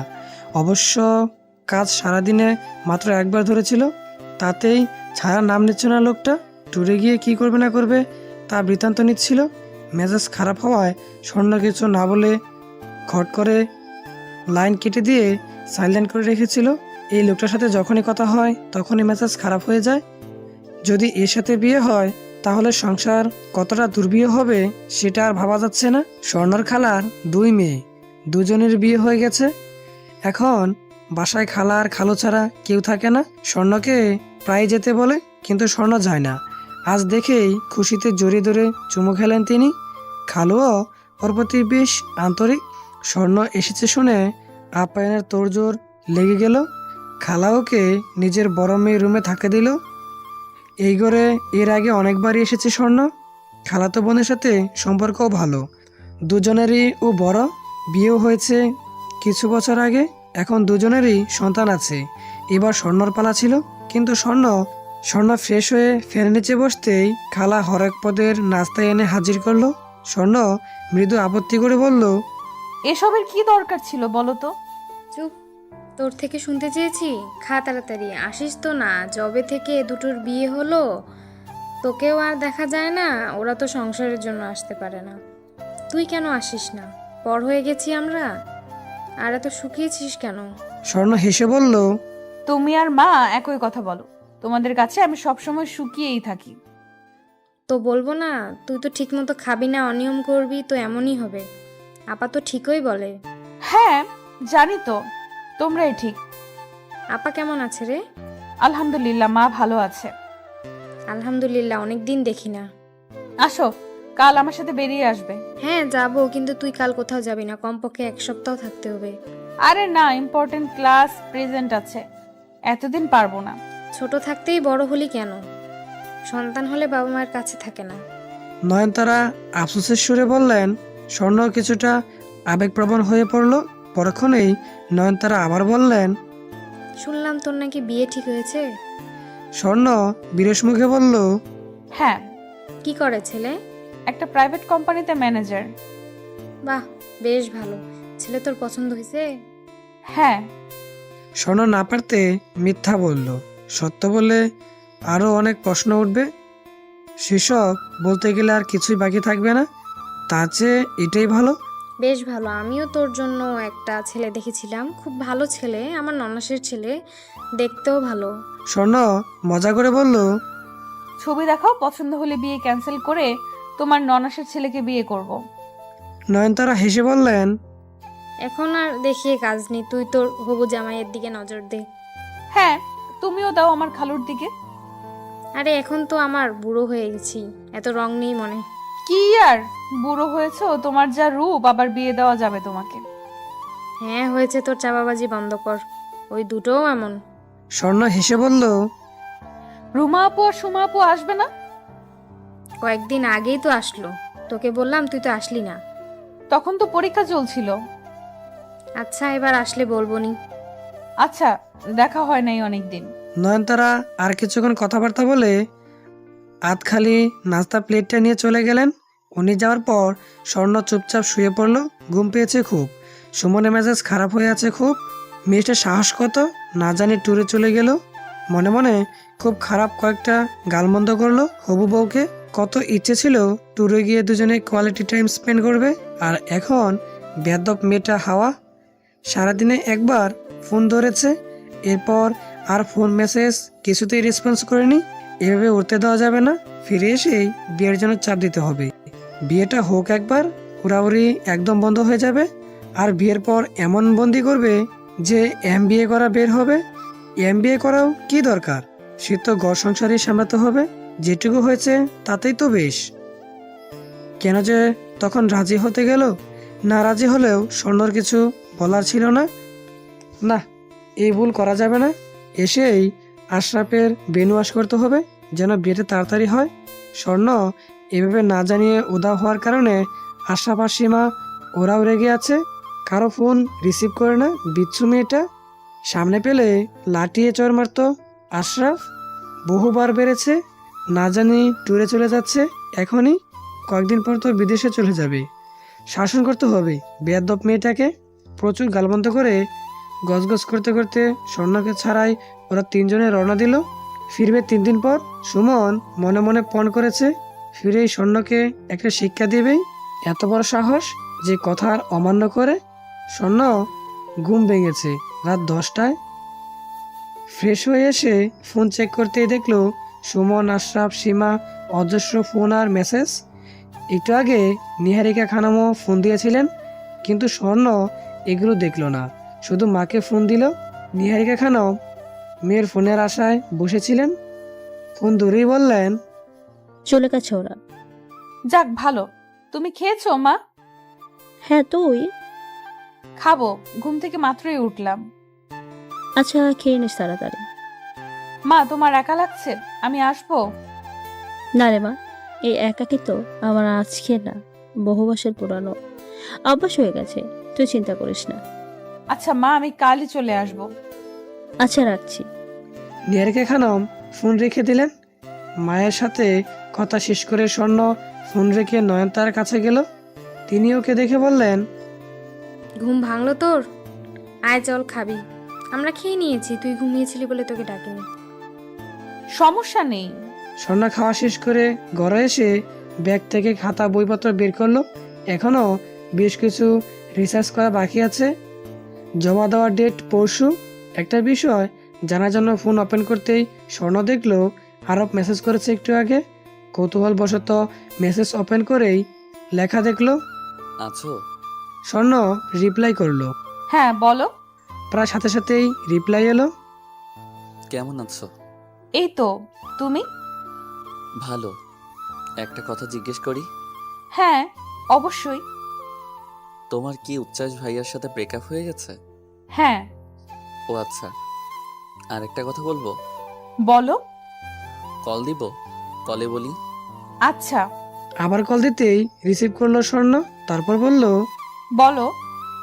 আসলে উচ্ছ্বাস ভাইয়ার সাথে রিলেশন ছিল বলে বলতে পারিনি। আমি তোমাকে ভালোবাসি।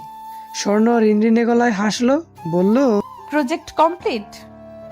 হ্যাঁ, তোমার? না, এখনো না। আচ্ছা তুমি তো আমাকে ভালোবাসো তাই না? তাহলে প্রমাণ করো। কিভাবে? এই প্রজেক্টটা ছেড়ে দাও। কথাটা বলার পরে আরব আর কিছু বলল না। নিস্তব্ধতা ছেয়ে গেল। স্বর্ণ আবারও হাসলো ক্ষীণ।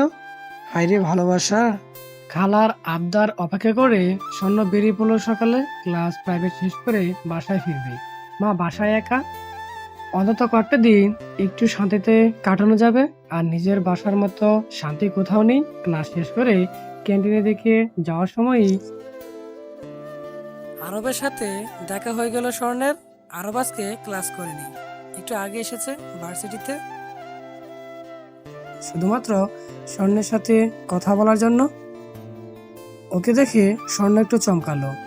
কাল রাতে যা কথা হয়েছিল তাতে এই ছেলে যে ওর মুখ কখনো দেখাবে সেটা নিয়েই সন্দিহান ছিল স্বর্ণ। কিন্তু নিজের উৎকণ্ঠা বাহিরে এক বিন্দু প্রকাশ করলো না। চমৎকার হেসে বলল, কি অবস্থা? আজকে ক্লাসে আসোনি যে?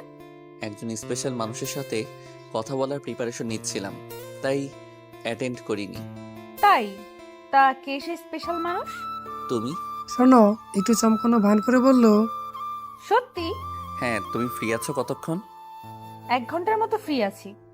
চলবে, চলো বের হই। কোথায় যাবে? গেলেই দেখবে। আহা বলো না। চিন্তা করো না, তোমাকে কিডন্যাপ করব না। সেটা তুমি চাইলেও পারবে না। আমি চাইও না। স্বর্ণ ছেলেটার পাগলামি দেখে হাসলো। দেখা যাক কতটুকু করতে পারে। কাছাকাছি একটা রেস্টুরেন্টে বসলো ওরা। লাঞ্চ অর্ডার করে স্থির হয়ে বসলো দুজনে। আরব ভেতর ভেতর একটু গুছিয়ে নিয়ে শুরু করলো। আমি যেদিন তোমাকে ক্লাসে ফার্স্ট দেখি সেদিনই ভালো লেগে যায়। এরপর তোমাকে আমি নোটিশ করা শুরু করি। কোনো একভাবে জানতে পারি তুমি সিঙ্গেল। ভেবেছিলাম প্রপোজ করে দিব, কিন্তু পরে ভাবলাম আদৌ তোমার প্রতি আমার অনুভূতিগুলো সত্যিই নাকি শুধু আকর্ষণ। ব্যাপারটা বুঝতে বুঝতেই সেকেন্ড ইয়ারে উঠে গেলাম আমরা। তারপর একদিন ভাবলাম বলেই দিব। রিং কিনলাম, রিসর্ট বুকিং করলাম, সব প্রস্তুতি নিলাম। ফ্যামিলির সবাই জানতো, আমার সাথে সবাই এক্সাইটেড ছিল। আসলে আমি সবার অনেক আদরে তো, তাই আমি খুশি হলেই ওরা খুশি হয়ে যায়। যেদিন তোমাকে বলবো ঠিক করেছিলাম, তার আগের দিন আমার চোখে ঘুম ছিল না। ভেতরে ভেতরে এতটা খুশি কখনোই হয়নি। অতপর সকালে ফিটফাট হয়ে ক্যাম্পাসে এলাম, তোমার জন্য অপেক্ষা করতে লাগলাম। কিন্তু তুমি আসছিলে না।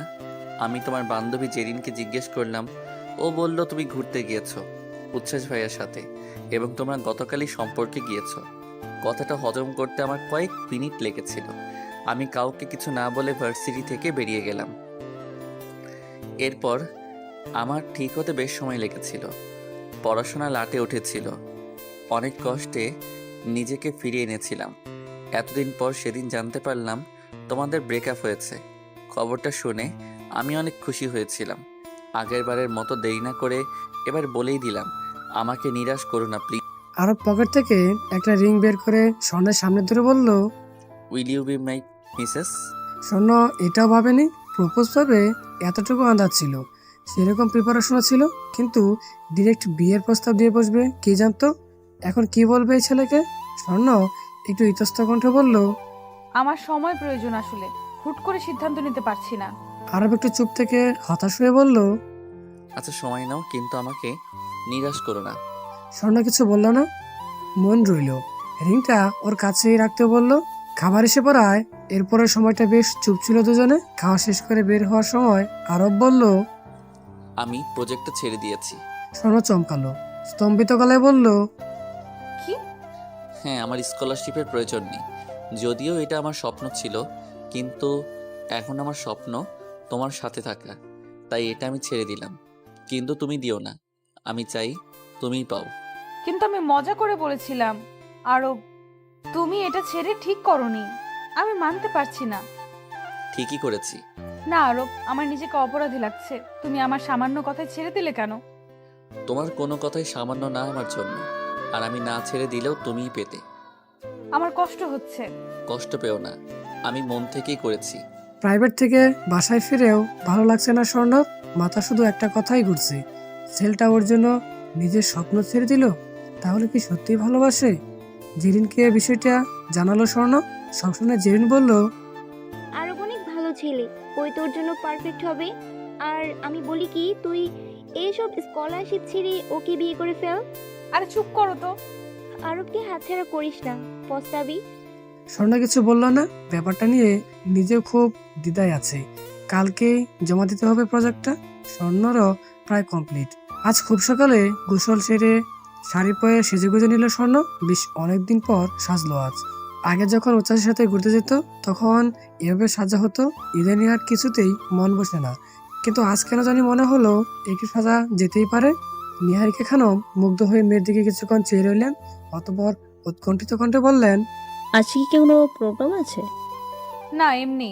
তোকে তো সাজতেই দেখি না, এখন আজকে দেখে অবাক হয়ে গেলাম। স্বর্ণ হেসে ফেলল, মায়ের দিকে চেয়ে বলল। কেমন লাগছে আমাকে? ভীষণ সুন্দর লাগছে, নজর না লাগুক কারো। স্বর্ণ হাসলো। টিপটা পরে আয়নায় নিজেকে আরেকবার দেখে নিয়ে বলল।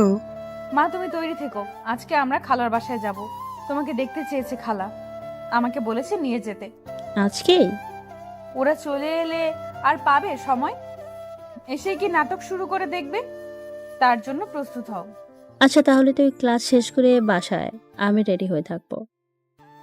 আচ্ছা মা। স্বর্ণ বেরিয়ে গেল। বের হওয়ার সময় আরবকে মেসেজ করে বলল। ক্যাম্পাসে থেকো, কথা আছে।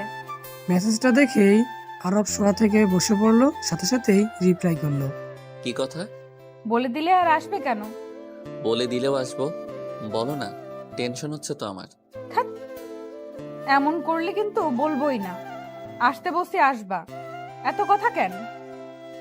আচ্ছা সরি, আসছি, একটু ওয়েট করো। কথা শেষ করেই আরব রেডি হতে লেগে গেল। আজ নিশ্চয়ই স্বর্ণ ভালোবাসা স্বীকার করে নেবে, এত তাড়াতাড়ি মেনে যাবে কল্পনাও করেনি আরব। ভেবেছিল অনেকদিন ঘুরাবে, কিন্তু ফাইনালি অপেক্ষার অবসান হয়ে খুশিতে নাচতে পারলে ভালো হতো, স্বপ্ন পূরণ হবে শেষ পর্যন্ত, দীর্ঘদিনের লালিত স্বপ্ন। ক্যাম্পাসে এসে প্রথমেই দেখা গেল স্বর্ণকে দেখে। আজকে এত সুন্দর করে সেজেছে যে চেয়ে থাকতে মন চাইছে। আরব কিছুটা অভিমানের স্বরে বলল, তুমি এত সুন্দর করে সেজে আসবে আগে বললে তো আমি পাঞ্জাবি পরে আসতাম। কেমন লাগছে আমাকে?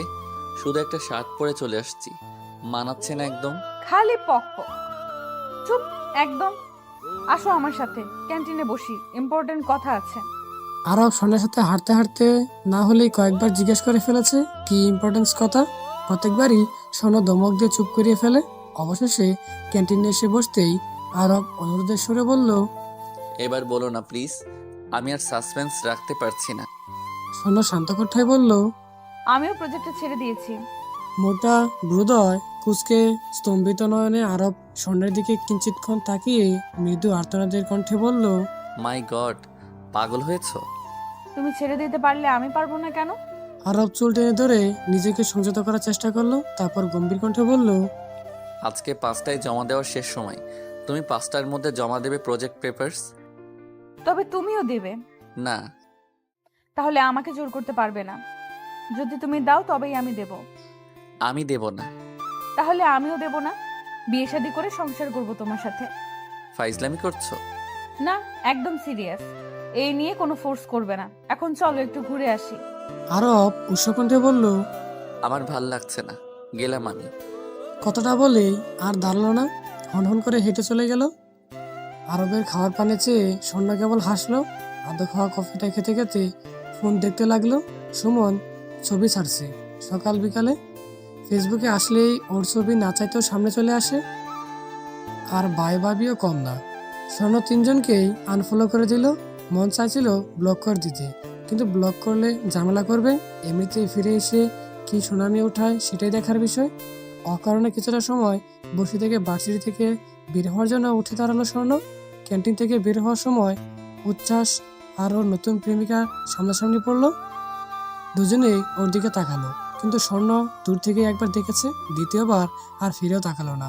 ইদানিং উচ্ছ্বাস নামের মানুষটার প্রতি আর ভালোবাসা মায়া কিছুই আসে না। যেটা আসে সেটা হলো প্রচন্ড ঘৃণা। মেয়েরা যেমন উজাড় করে ভালোবাসতে পারে, তেমনি ঘৃণাও করতে পারে। আর সেই ঘৃণাটা ভালোবাসা থেকেও প্রখর। না, স্বর্ণ কোনো প্রতিশোধ নেবে না।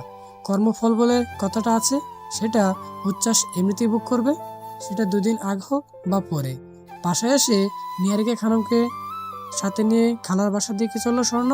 ওরা আজকে আর কালকে 2 দিন থাকবে, পরের দিন সকালে চলে আসবে। ওই দিনই ভাইয়া আসবে। স্বর্ণ খুব বুঝতে পারছে এসেই খুব বড় একটা ঝামেলা বাঁধবে। সুমন নিশ্চয়ই চাইবে তাড়াতাড়ি বিয়ে করে ফেলতে, কিন্তু এটা তো সম্ভব নয়। ভাবতে হবে কিছুটা, ব্যাপারটা আরবকে জানানো উচিত। দ্বিধাদ্বন্দ্বিত হয় স্বর্ণ। 2 দিন খুব ভালো মতো কাটিয়ে এলো মা মেয়ে। বেশ অনেকদিন পর সুন্দর 2 দিন পার করলো ওরা। ভাইয়েরা এখনো আসেনি। মা জানালো সন্ধ্যার সময় আসবে ওরা। যাক, সন্ধ্যা পর্যন্ত অন্তত ভালো থাকা যাবে। সকালে নাস্তা করে বেরিয়ে পড়লো স্বর্ণ।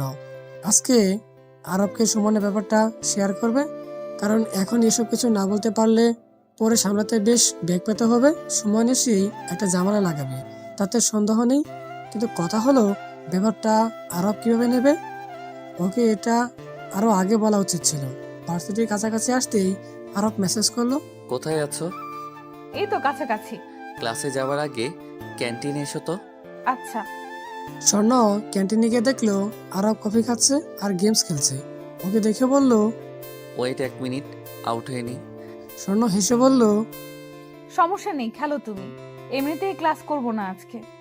আরব ফোনে চোখ রেখে বলল, আমিও করব না তাহলে। ফাঁকিবাজ হয়ে যাচ্ছ দিন দিন।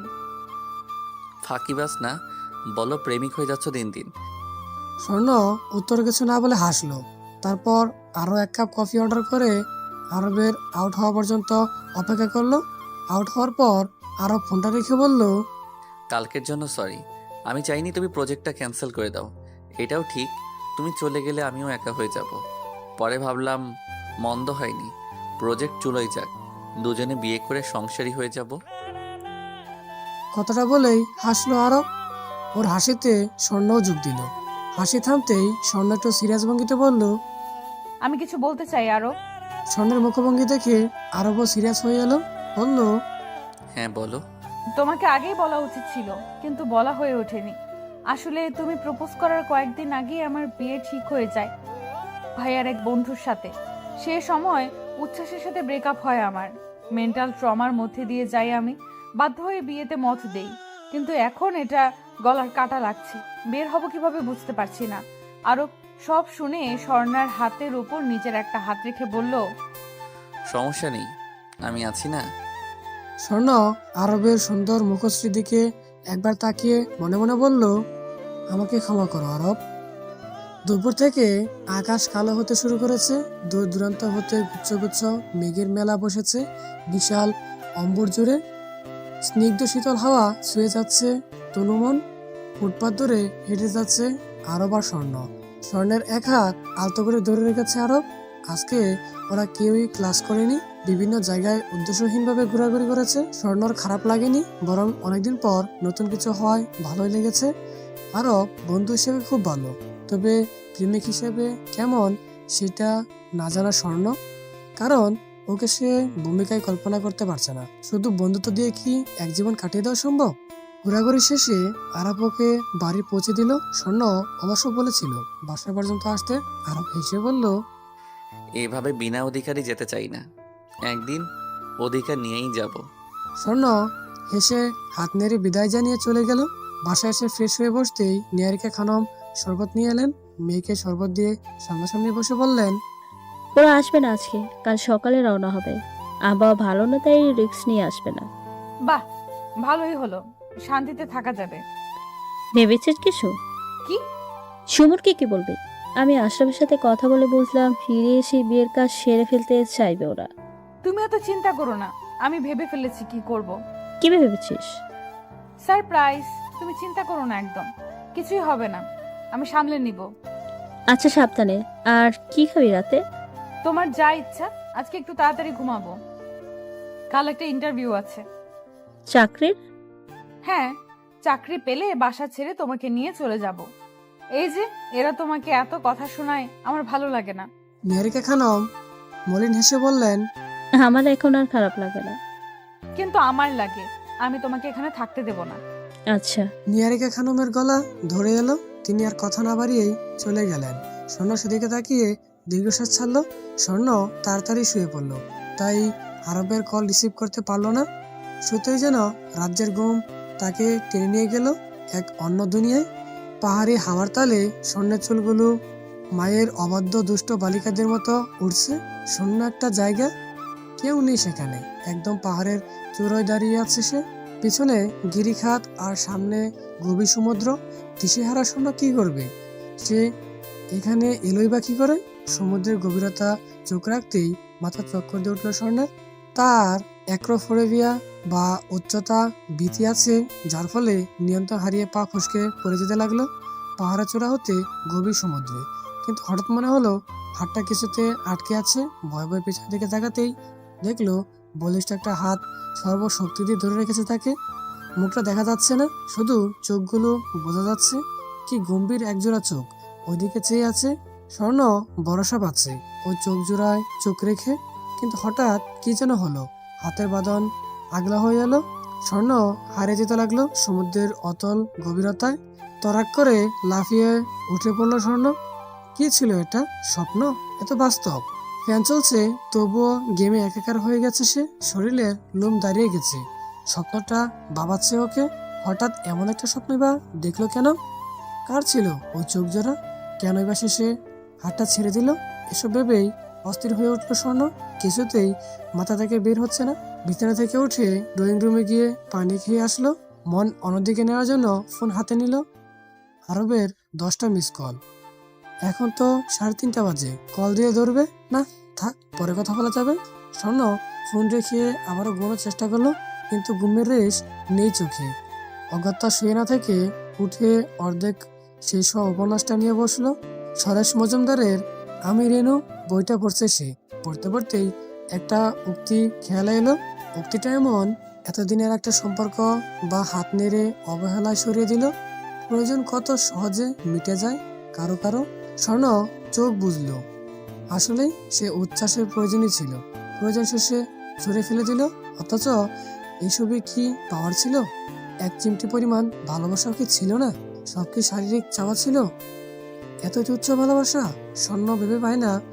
উপন্যাস শেষ না করেই উঠে গেল সে। পড়তে মন চাইছে না। বাকি রাতটা এমনিতেই স্মৃতিচারণেই চলে গেল। বড় একটু চোট লেগে এলো স্বর্ণে। 7টার সময় নিয়ারিকা খানম এসে ডেকে দিলেন ওকে। ইন্টারভিউ 8:30 থেকে। উঠে ভালোভাবে ফ্রেশ হয়ে পরিপাটি হয়ে নিল স্বর্ণ। তারপর নাস্তা করে বেরিয়ে পড়লো।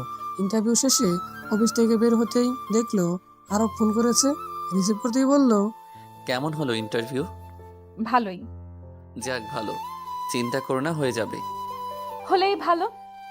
কোথায় আছো? বের হলাম মাত্র। ও আচ্ছা, 10 মিনিট দাঁড়াও, আসছি আমি। কেন? আসার দরকার নেই। আছে, তুমি চুপচাপ দাঁড়াও। বলেই কল কেটে দিল আরব। স্বর্ণের মনে হলো ব্যাপারটা বাড়াবাড়ি। অত দূর থেকে কেন আসতে হবে? স্বর্ণ মোটেও দাঁড়ালো না, বাসায় চলে এলো। এদিকে আরো বেশি ওকে না পেয়ে ভীষণ অভিমান হলো।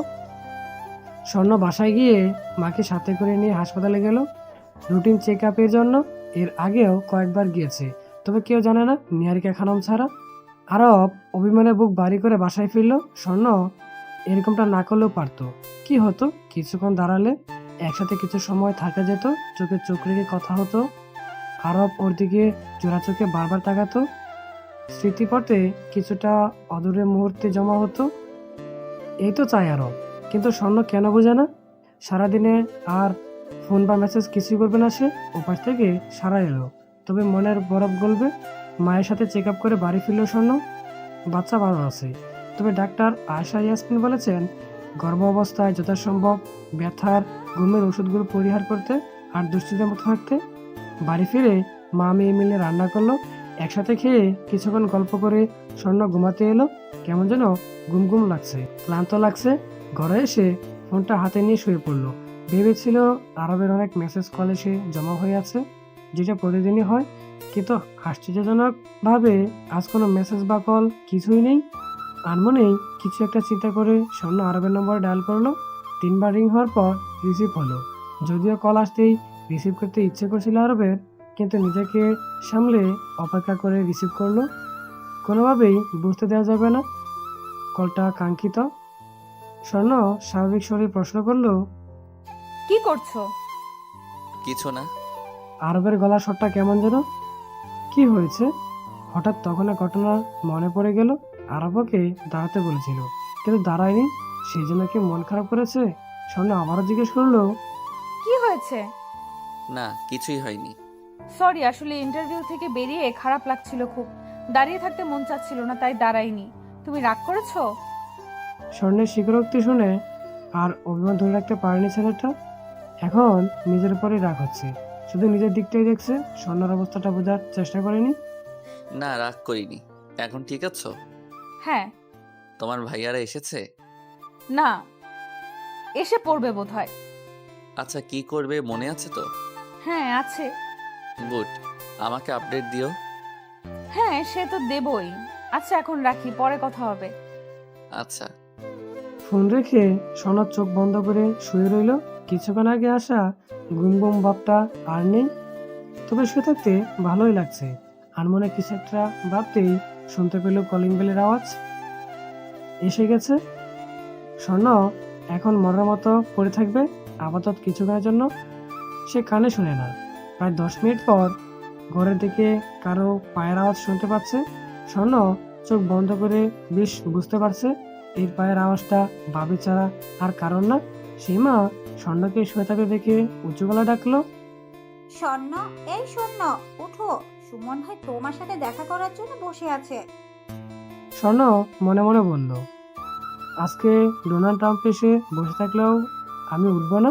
স্বর্ণ মুখ নিঃসৃত কোনো শব্দ না পেয়ে সীমা আবারও ডাকলো, স্বর্ণ, সুমন ভাই তোমার জন্য অনেক কিছু এনেছে, তোমার নিজ হাতে দেবে বলে বসে আছে, ওঠো না।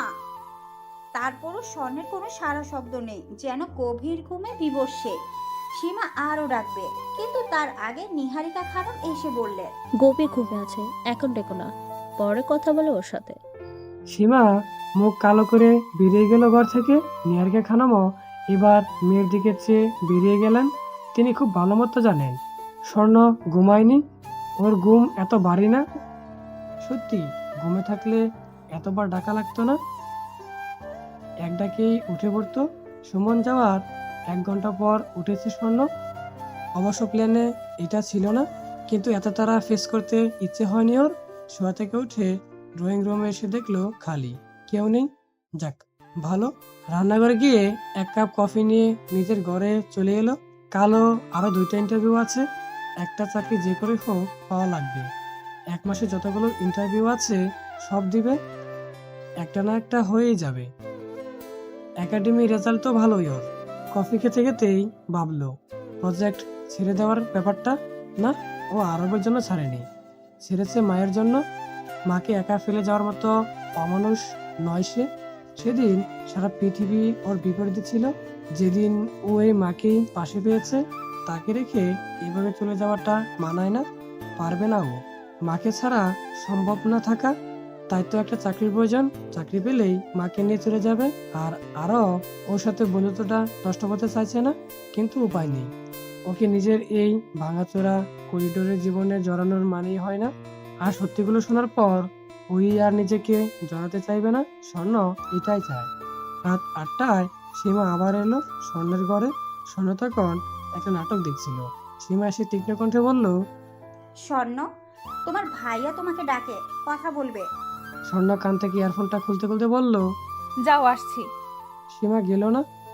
অগত্যা স্বর্ণকে ওর সাথেই যেতে হলো, যেন ও দাগি আসামি, চলে গেলেই পালাবে। আশরাফ ড্রয়িং রুমে বসে চা খাচ্ছিল। স্বর্ণকে দেখে থমথমে গলায় বলল, বস। স্বর্ণ বসলো। আশরাফ গম্ভীর স্বরে বলল, সুমন চাইছে বিয়েটা তাড়াতাড়ি সেরে ফেলতে। আচ্ছা, পরের মাসের শেষ সপ্তাহে ডেট দিয়েছে, ওর বোন কানাডা থেকে এলেই। ঠিক আছে। স্বর্ণ এইভাবে মেনে নিচ্ছে বলে আশরাফ ও সীমা দুজনেই অবাক। ওরা মনে করেছিল স্বর্ণ বেঁকে বসবে, কিন্তু না, ওদের অবাক করে দিল স্বর্ণর এমন রিয়াকশন। তারপর কেটে গেল কিছুদিন। এর মধ্যে বেশ কয়েকটা ইন্টারভিউ দিয়েছে স্বর্ণ, এখনো কোনোটাতেই ডাক আসেনি। চাকরি হোক বা না হোক, সামনের মাসেই অন্য একটা ব্যবসা খুঁজবে, টিউশনি টাকা হয়ে যাবে কোনো মতে। সবকিছু ভেবেই এখনো কাউকে কিছু বলেনি স্বর্ণ। সুমন কেউ না, আর ওর ভাই ভাবে কেউ না। আলাদা হয়ে যাওয়ার পর বলবে, এখন বলে বাসাটাকে নরক করে ফেলবে। মা মেয়ে কাউকেই শান্তি দেবে না। দুবন্ড বেশ কিছু কারণ ভেবেই স্বর্ণ চুপচাপ। তবে আরব বলছিল সবাইকে সবটা জানিয়ে দিতে, ও সিদ্ধান্তের কথা জানাতে। ও একজন প্রাপ্তবয়স্ক মেয়ে, এভাবে তো অন্যায় কিছু চাপাতে পারে না। স্বর্ণ তখন সায় দিয়ে বলেছিল জানাবে, কিন্তু বাসায় এসে চিন্তা ভাবনা করার পর মনে হলো না, কাজটা ঠিক হবে না, তাই চেপে গেল।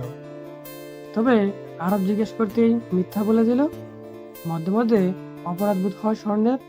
ও নিরীহ একটা ছেলেকে দিনের পর দিন ঠকাচ্ছে, মিথ্যা বলছে, আর ছেলেটাও বিনা বাক্যে বিশ্বাস করছে।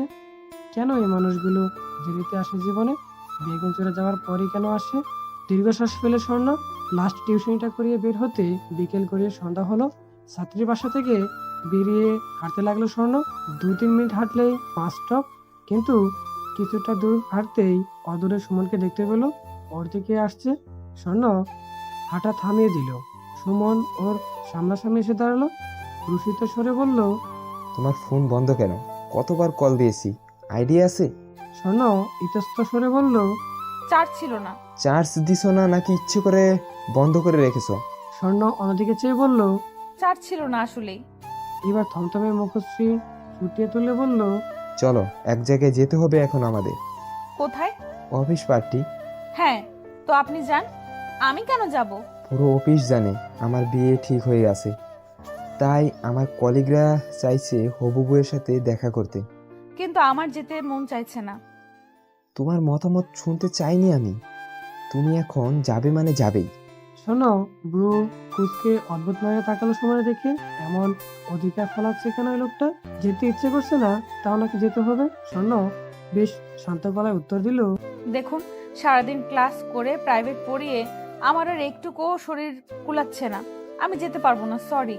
কথাটা বলে সোনা দাঁড়ালো না, পাশ কেটে চলে যেতে নিচ্ছিল, কিন্তু সুমন শক্ত করে ওর হাত ধরে ফেললো, কটমটিয়ে বলল, তুমি যাবে। স্বর্ণ নিজের হাতটা ওর হাতের মুঠো থেকে ছিনিয়ে নিল এক প্রকার, অতঃপর একরাশ ঘৃণার সৃষ্টি নিক্ষেপ করে জোর কদমে চলে গেল বাস কাউন্টারে। লোকটা এত অসভ্য। কবিতা মুক্তিবা বের থেকে বাড়িতে এসে শুনলো ভাইয়া ভাবি পার্টিতে অ্যাটেন্ড করতে গেছে আর আজমাইনকে নিহারিকা খানমের কাছে রেখে গেছেন। প্রায় সময়ই ওরা বাইরে কোথাও গেলে আজমাইনকে বাসায় রেখে যায়। ছেলেটা প্রথম প্রথম কাঁদতো, মন খারাপ করতো, কিন্তু এখন কিছু বলে না, চুপচাপ থাকে। এই ছোট বয়সেই বুঝে গেছে কেঁদে কেটে লাভ নেই। স্বর্ণ ফ্রেশ হয়ে খেয়ে ঘুমিয়ে নিল ঘন্টাখানে। ঘুম থেকে উঠে রাতের জন্য খিচুড়ি রান্না করলো আর ইলিশ ভাজলো। ভাই ভাবি তো খেয়েই আসবে, শুধু ওদের তিনজনের জন্যই রাখবে। রান্না খাওয়া শেষে আজমাইনকে ঘুম পাড়িয়ে ঘরে আসতেই দেখলো রাত 11:30 বাজে। সবকিছু গুছিয়ে নিজের ঘরে এসে বসলো ক্লাসের নোটগুলো নিয়ে। নিহারিকা খানমের শরীরটা আজ ভালো না বেশি, তাই তিনি খেয়েই শুয়ে পড়ছেন। নোটসগুলো দেখতে দেখতেই শুনতে পেলেন ফোন বাজছে। স্ক্রিনে আরবের নাম। শোনো রিসিভ করতেই ওপাশ থেকে আরব বলল, খেয়েছো? হ্যাঁ, তুমি? হ্যাঁ, একটু আগেই। কি করছো? নোটসগুলো দেখছিলাম। বাহ, জানো আমি কি করছিলাম? কি? ভাবছিলাম সংসার করতে কি কি লাগে, কারণ আমরাও তো করব, তাই আর কি আগেই ভাবা উচিত। আরবের এমন ছেলে মানুষের কথা শুনে স্বর্ণ হেসে ফেললো, বলল, তো ভেবেছো কি কি লাগবে? হ্যাঁ ভেবেছি তো। আসলে সংসার করতে তেমন কিছুই লাগবে না, শুধু তুমিটা লাগবে। স্বর্ণ হাসলো, বিষণ্ণ হাসি। ছেলেটা কত স্বপ্ন দেখেছে, আশা বলেছে, কিন্তু স্বর্ণ ওকে কিছুই দিতে পারবে না। ওর স্বপ্নগুলো সঙ্গে হতে পারবে না। ছেলেটা এত পাগল কেন? কখনো কখনো ছেলেটার জন্য এত মায়া হয় কেন? ভালোবাসতে গেল ওর মতো মেয়েকে। এরপর এরপর আর কি? ছেলেটা স্বপ্নালো চোখে বলতে লাগলো স্বপ্নদের ইন্দ্রজাল। আর মেয়েটা ওর প্রান্তে দীর্ঘশ্বাস ফেলেছে আর বারবার উচ্ছ্বাস হচ্ছে। এক মুঠো নরম রোদের আলোয় মুখ করতেই ঘুমটা আগলা হয়ে এলো স্বর্ণের। কাল রাতে কথা বলতে বলতেই ঘুমিয়ে গিয়েছিল। এরপর আর কেই কল কাটেনি। অপর প্রান্ত হতে আরবের শ্বাস প্রশ্বাসের আওয়াজ পাওয়া যাচ্ছে। কথা বলতে বলতে ক্লান্ত হয়ে ঘুমিয়ে পড়েছে ছেলেটা। স্বর্ণ ফোনটা কেটে দিয়ে ফ্রেশ হতে চলে গেল। ওয়াশরুম থেকে বের হতেই দেখলো ফোন বাজছে। স্ক্রিনে ভাইয়ার নাম্বার। রিসিভ করতেই উপাস থেকে ভাইয়া ক্লান্ত গলায় বলল, আমরা হাসপাতালে। সুমনকে কে যেন প্রচুর মেরেছে, কাল রাতে রাস্তায় পড়েছিল। প্রথমে আশ্চর্য হলেও পরে খুশি হলো স্বর্ণ। সুমনকে যে মেরেছে তার জন্য দোয়া করে দিল। এখন কিছুদিন অন্তত শান্তি পাওয়া যাবে। স্বর্ণ দ্রুত পায়ে গিয়ে মাকে জানালো খবরটা, কিন্তু এতে নিহারিকা খানমের কোনো ভাবাবেগ হলো না, যেন তিনি আগেই জানতেন। স্বর্ণকে আশ্চর্যান্বিত চেহারা তাকিয়ে থাকতে দেখে তিনি বললেন, মারটাই আমি খাইছি। স্বর্ণ বিস্মিত স্বরে বলল, কেন? কারণ সুমনের বোন বিদেশ থেকে মাসে আসবে, বোধহয় সপ্তাহখানের মধ্যে। ওরা তোকে মিথ্যা বলেছে যেন তুই অন্য কোনো প্ল্যান না ভাবতে পারিস। আমি কাল ওদের ঘরের সামনে দিয়ে যাওয়ার সময় সব শুনেছি। এখন যেন বিয়েটা কয়েক মাসের জন্য আটকে রাখা হয়, তাই এটা করেছি। তাছাড়া আর পথ ছিল না। ওরা তোকে ধরে বেঁধে বিয়ে দিতে চাইছে। সব শুনে স্বর্ণা মাথায় হাত দিয়ে সবাই বসে পড়ল। নিজেকে চূড়ান্ত নির্বোধ মনে হচ্ছে। এত সহজে কিভাবে ও ভাইবাবের কথা বিশ্বাস করলো? যদি মা ব্যাপারটা না জানতো তাহলে তো সর্বনাশ হতো। পিছনে এত বড় ষড়যন্ত্র। নিহারিকা খানম স্বর্ণ পাশে বসে মাথায় হাত রেখে বলল, চিন্তা করিস না, 3-4 মাসের আগে বিছানাতে করতে পারবে না। এর মধ্যেই তোর স্কলারশিপ এসে যাবে। স্বর্ণ মলিন হেসে মায়ের দিকে তাকালো। সে যে প্রজেক্টটা ছেড়ে দিয়েছে এটা এখনো মাকে জানায়নি। জানালে মানুষটা ভীষণ কষ্ট পাবে। কিন্তু স্বর্ণ মাকে ছেড়ে বিদেশে কিভাবে থাকবে? একটা ভালো চাকরি পেলেই মাকে সব বলবে, দরকার হলে রাত দিন মায়ের কাছে পড়ে থাকবে। মা নিশ্চয়ই মাফ করে দেবে। এই রঙিন ধূসর জীবনে এই মানুষটা ছাড়া আর কেউ নেই ওর। স্বর্ণ নাস্তা করে ভার্সিটি চলে গেল, আর নিহারিকা খানম নাতিকে নিয়ে হাসপাতালে এলো। সুমনের বাবা মা এসে পড়েছে ইতিমধ্যেই। নিহারিকা খানমকে একা দেখে আশরাফ প্রশ্ন করলো, মা, স্বর্ণ আসেনি? না, ক্লাস আছে ওর। ক্লাস শেষে বিকেলে আসবে। আশরাফের মুহূর্তেই মেজাজ খারাপ হয়ে গেল। গলা খাদে নামিয়ে চিবিয়ে চিবিয়ে বলল, একদিন কি ক্লাস মিস করা যেত না? ওর শ্বশুরবাড়ির লোকেরা কি বলবে? নিহারিকা খানম ছেলে কথা শুনে শান্ত কণ্ঠে বললেন, এখনো বিয়ে হয়নি তো, তাই কিছু বলার প্রশ্নই আসে না। আর এখানে এত মানুষ আছে, তবুও শোনাকে লাগবে কেন? ও হাসলেই সুমন ভালো হয়ে যাবে, উঠে দাঁড়াতে পারবে। শাশুড়ির কথা শুনে সীমা বলল, এই আপনার জন্য স্বর্ণের এতবার, মেয়েকে এত আশকারা দিয়েন না, শেষে দেখবেন আপনার মানিজ্য ডুবাবে। নিহারিকা খানম মৃদু হেসে বললেন, আমার মেয়ে আমি বসবো, তোমাকে এত চিন্তা করতে বলিনি। এখন আশরাফকে নিয়ে বাসায় যাও, ফ্রেশ হয়ে রেস্ট নাও।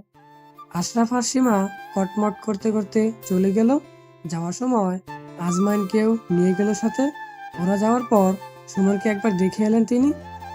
যাক, ভালোই মার খেয়েছে। মেয়ের স্বার্থে এতটুকু করতে হলো তাকে। সন্তানের স্বার্থের জন্য মায়েরা সবসময় স্বার্থপর। অতঃপর সুমনের বাবা মায়ের সাথে গল্প আলাপ সেরে তিনি বেরিয়ে পড়লেন।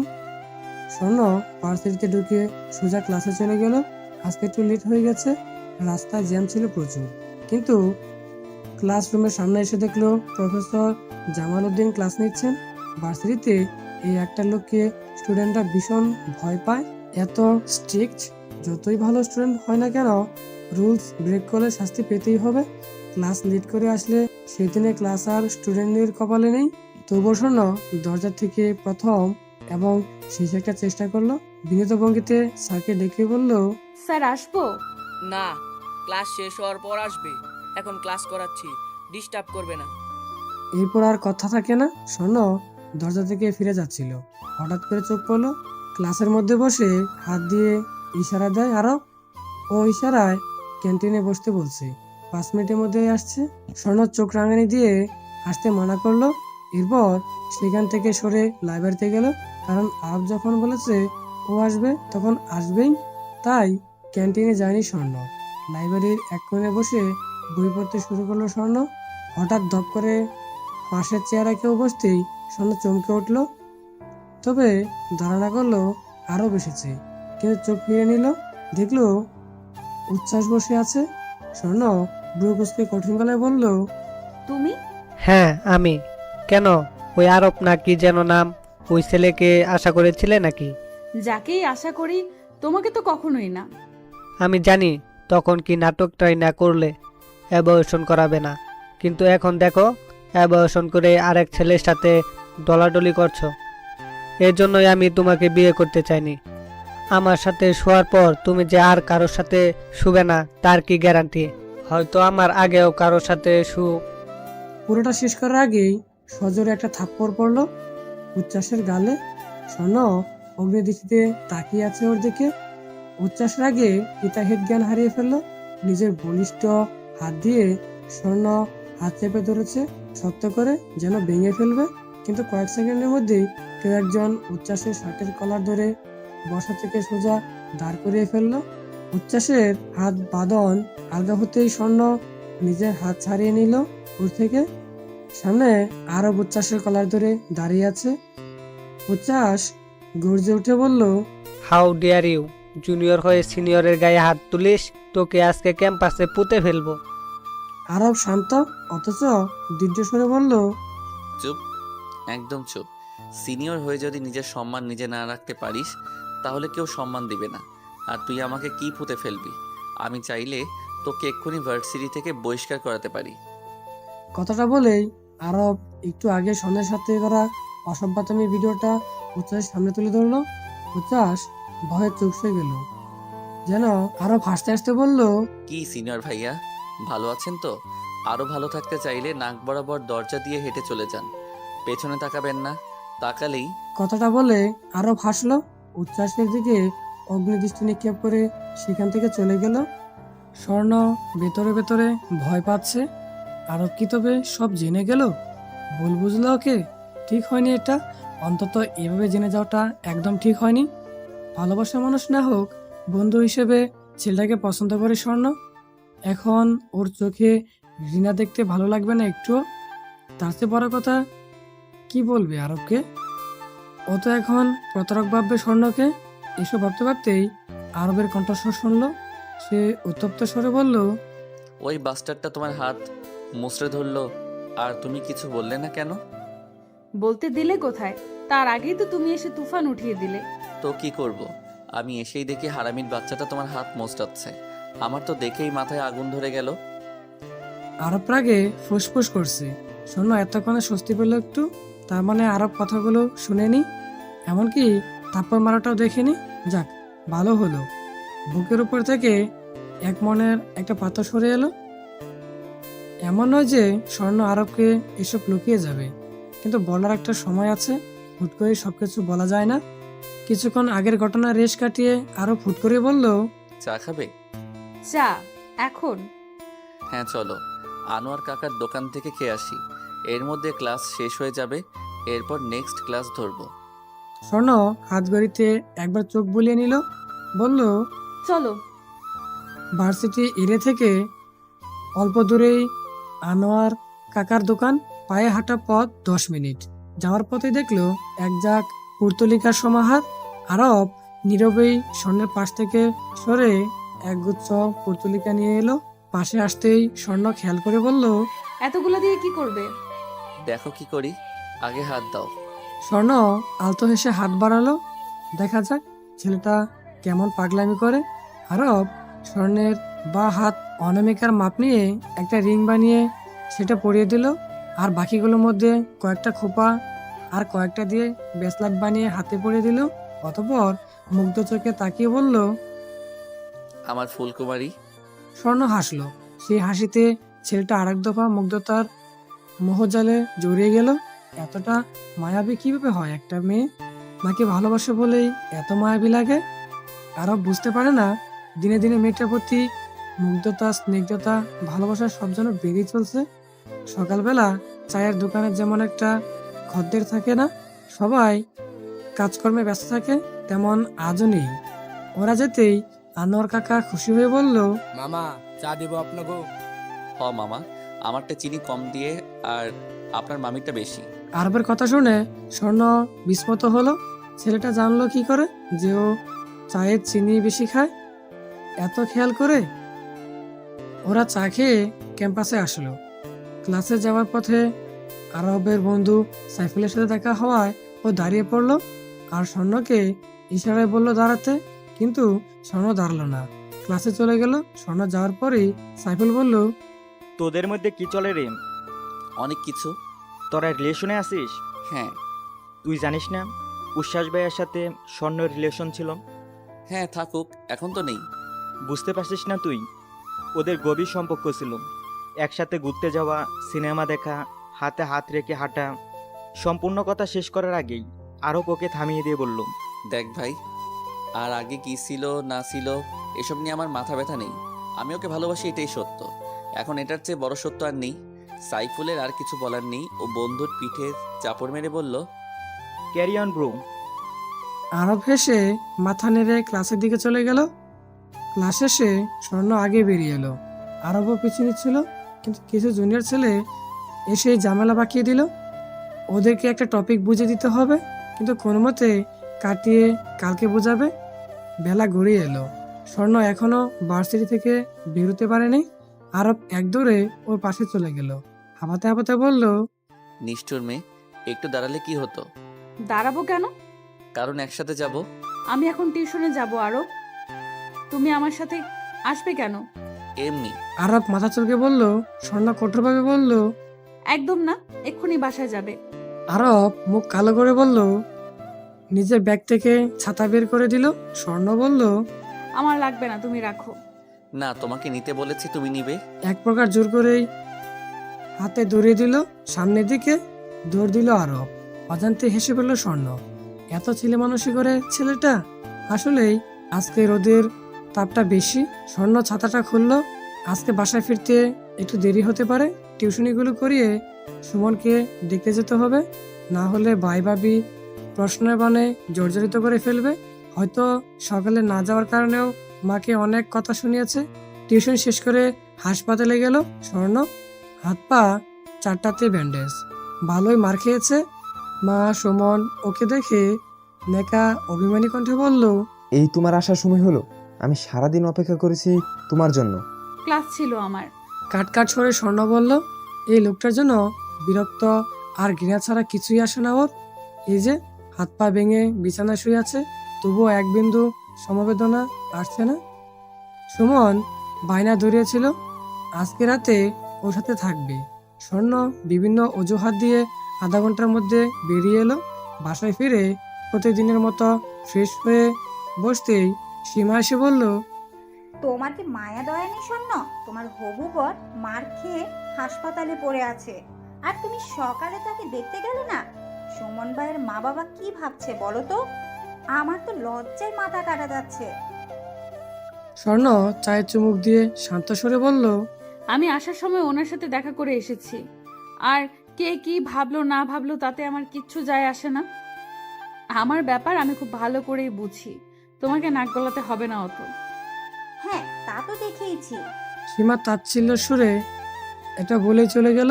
তাতে বাবান্তর হলো না স্বর্ণের। ও শান্তভঙ্গিতে চাটা শেষ করলো। কিছুক্ষণ ক্লাসে নোটগুলো দেখে রাতের খাবার তৈরি করতে গেল। খাওয়া দাওয়া শেষ করে এসে আবার কিছুক্ষণ পড়লো। এরই মধ্যে আরো ফোন করলো। আজ বেশিক্ষণ কথা বলতে পারলো না স্বর্ণ, ঘুম পাচ্ছে ভীষণ। ফোন রাখতে দেখলো নতুন নাম্বার থেকে একটা মেসেজ এসেছে। মেসেজটা দেখে খুশিতে হাত পা কাঁপা শুরু হয়ে গেছে স্বর্ণের। তাতে লেখা, dear Swarna Mahbub, congratulation, you are selected on our company, please collect your appointment letter. মেসেজটা দেখে স্বর্ণ ছুটে মায়ের রুমে গেল। এই খবরটা এখন মাকে না দিলে কিছুতেই শান্তি পাবে না। নিহারিকা খানম বিছানা তৈরি করেছিলেন ঘুমানোর জন্য। মেয়েকে এমন উত্তেজিত অবস্থা দেখে ব্রু কুচকে প্রশ্ন করলেন, কি হলো রে তোর? স্বর্ণ উচ্ছল কণ্ঠে বলল, মা, আমি চাকরিটা পেয়ে গেছি, এই দেখো মেসেজ। নিহারিকা খানম মেসেজটা দেখে তৃপ্তির হাসি আসলেন। মেয়ের কপালে চুমু দিয়ে বললেন, এভাবেই জীবনের সর্বক্ষেত্রে সাফল্য অর্জন করে যা মা। তুমি থাকলে আমি সব পারবো মা। আমি তো আছি, এখন তোর দায়িত্ব আরো বেড়ে গেল।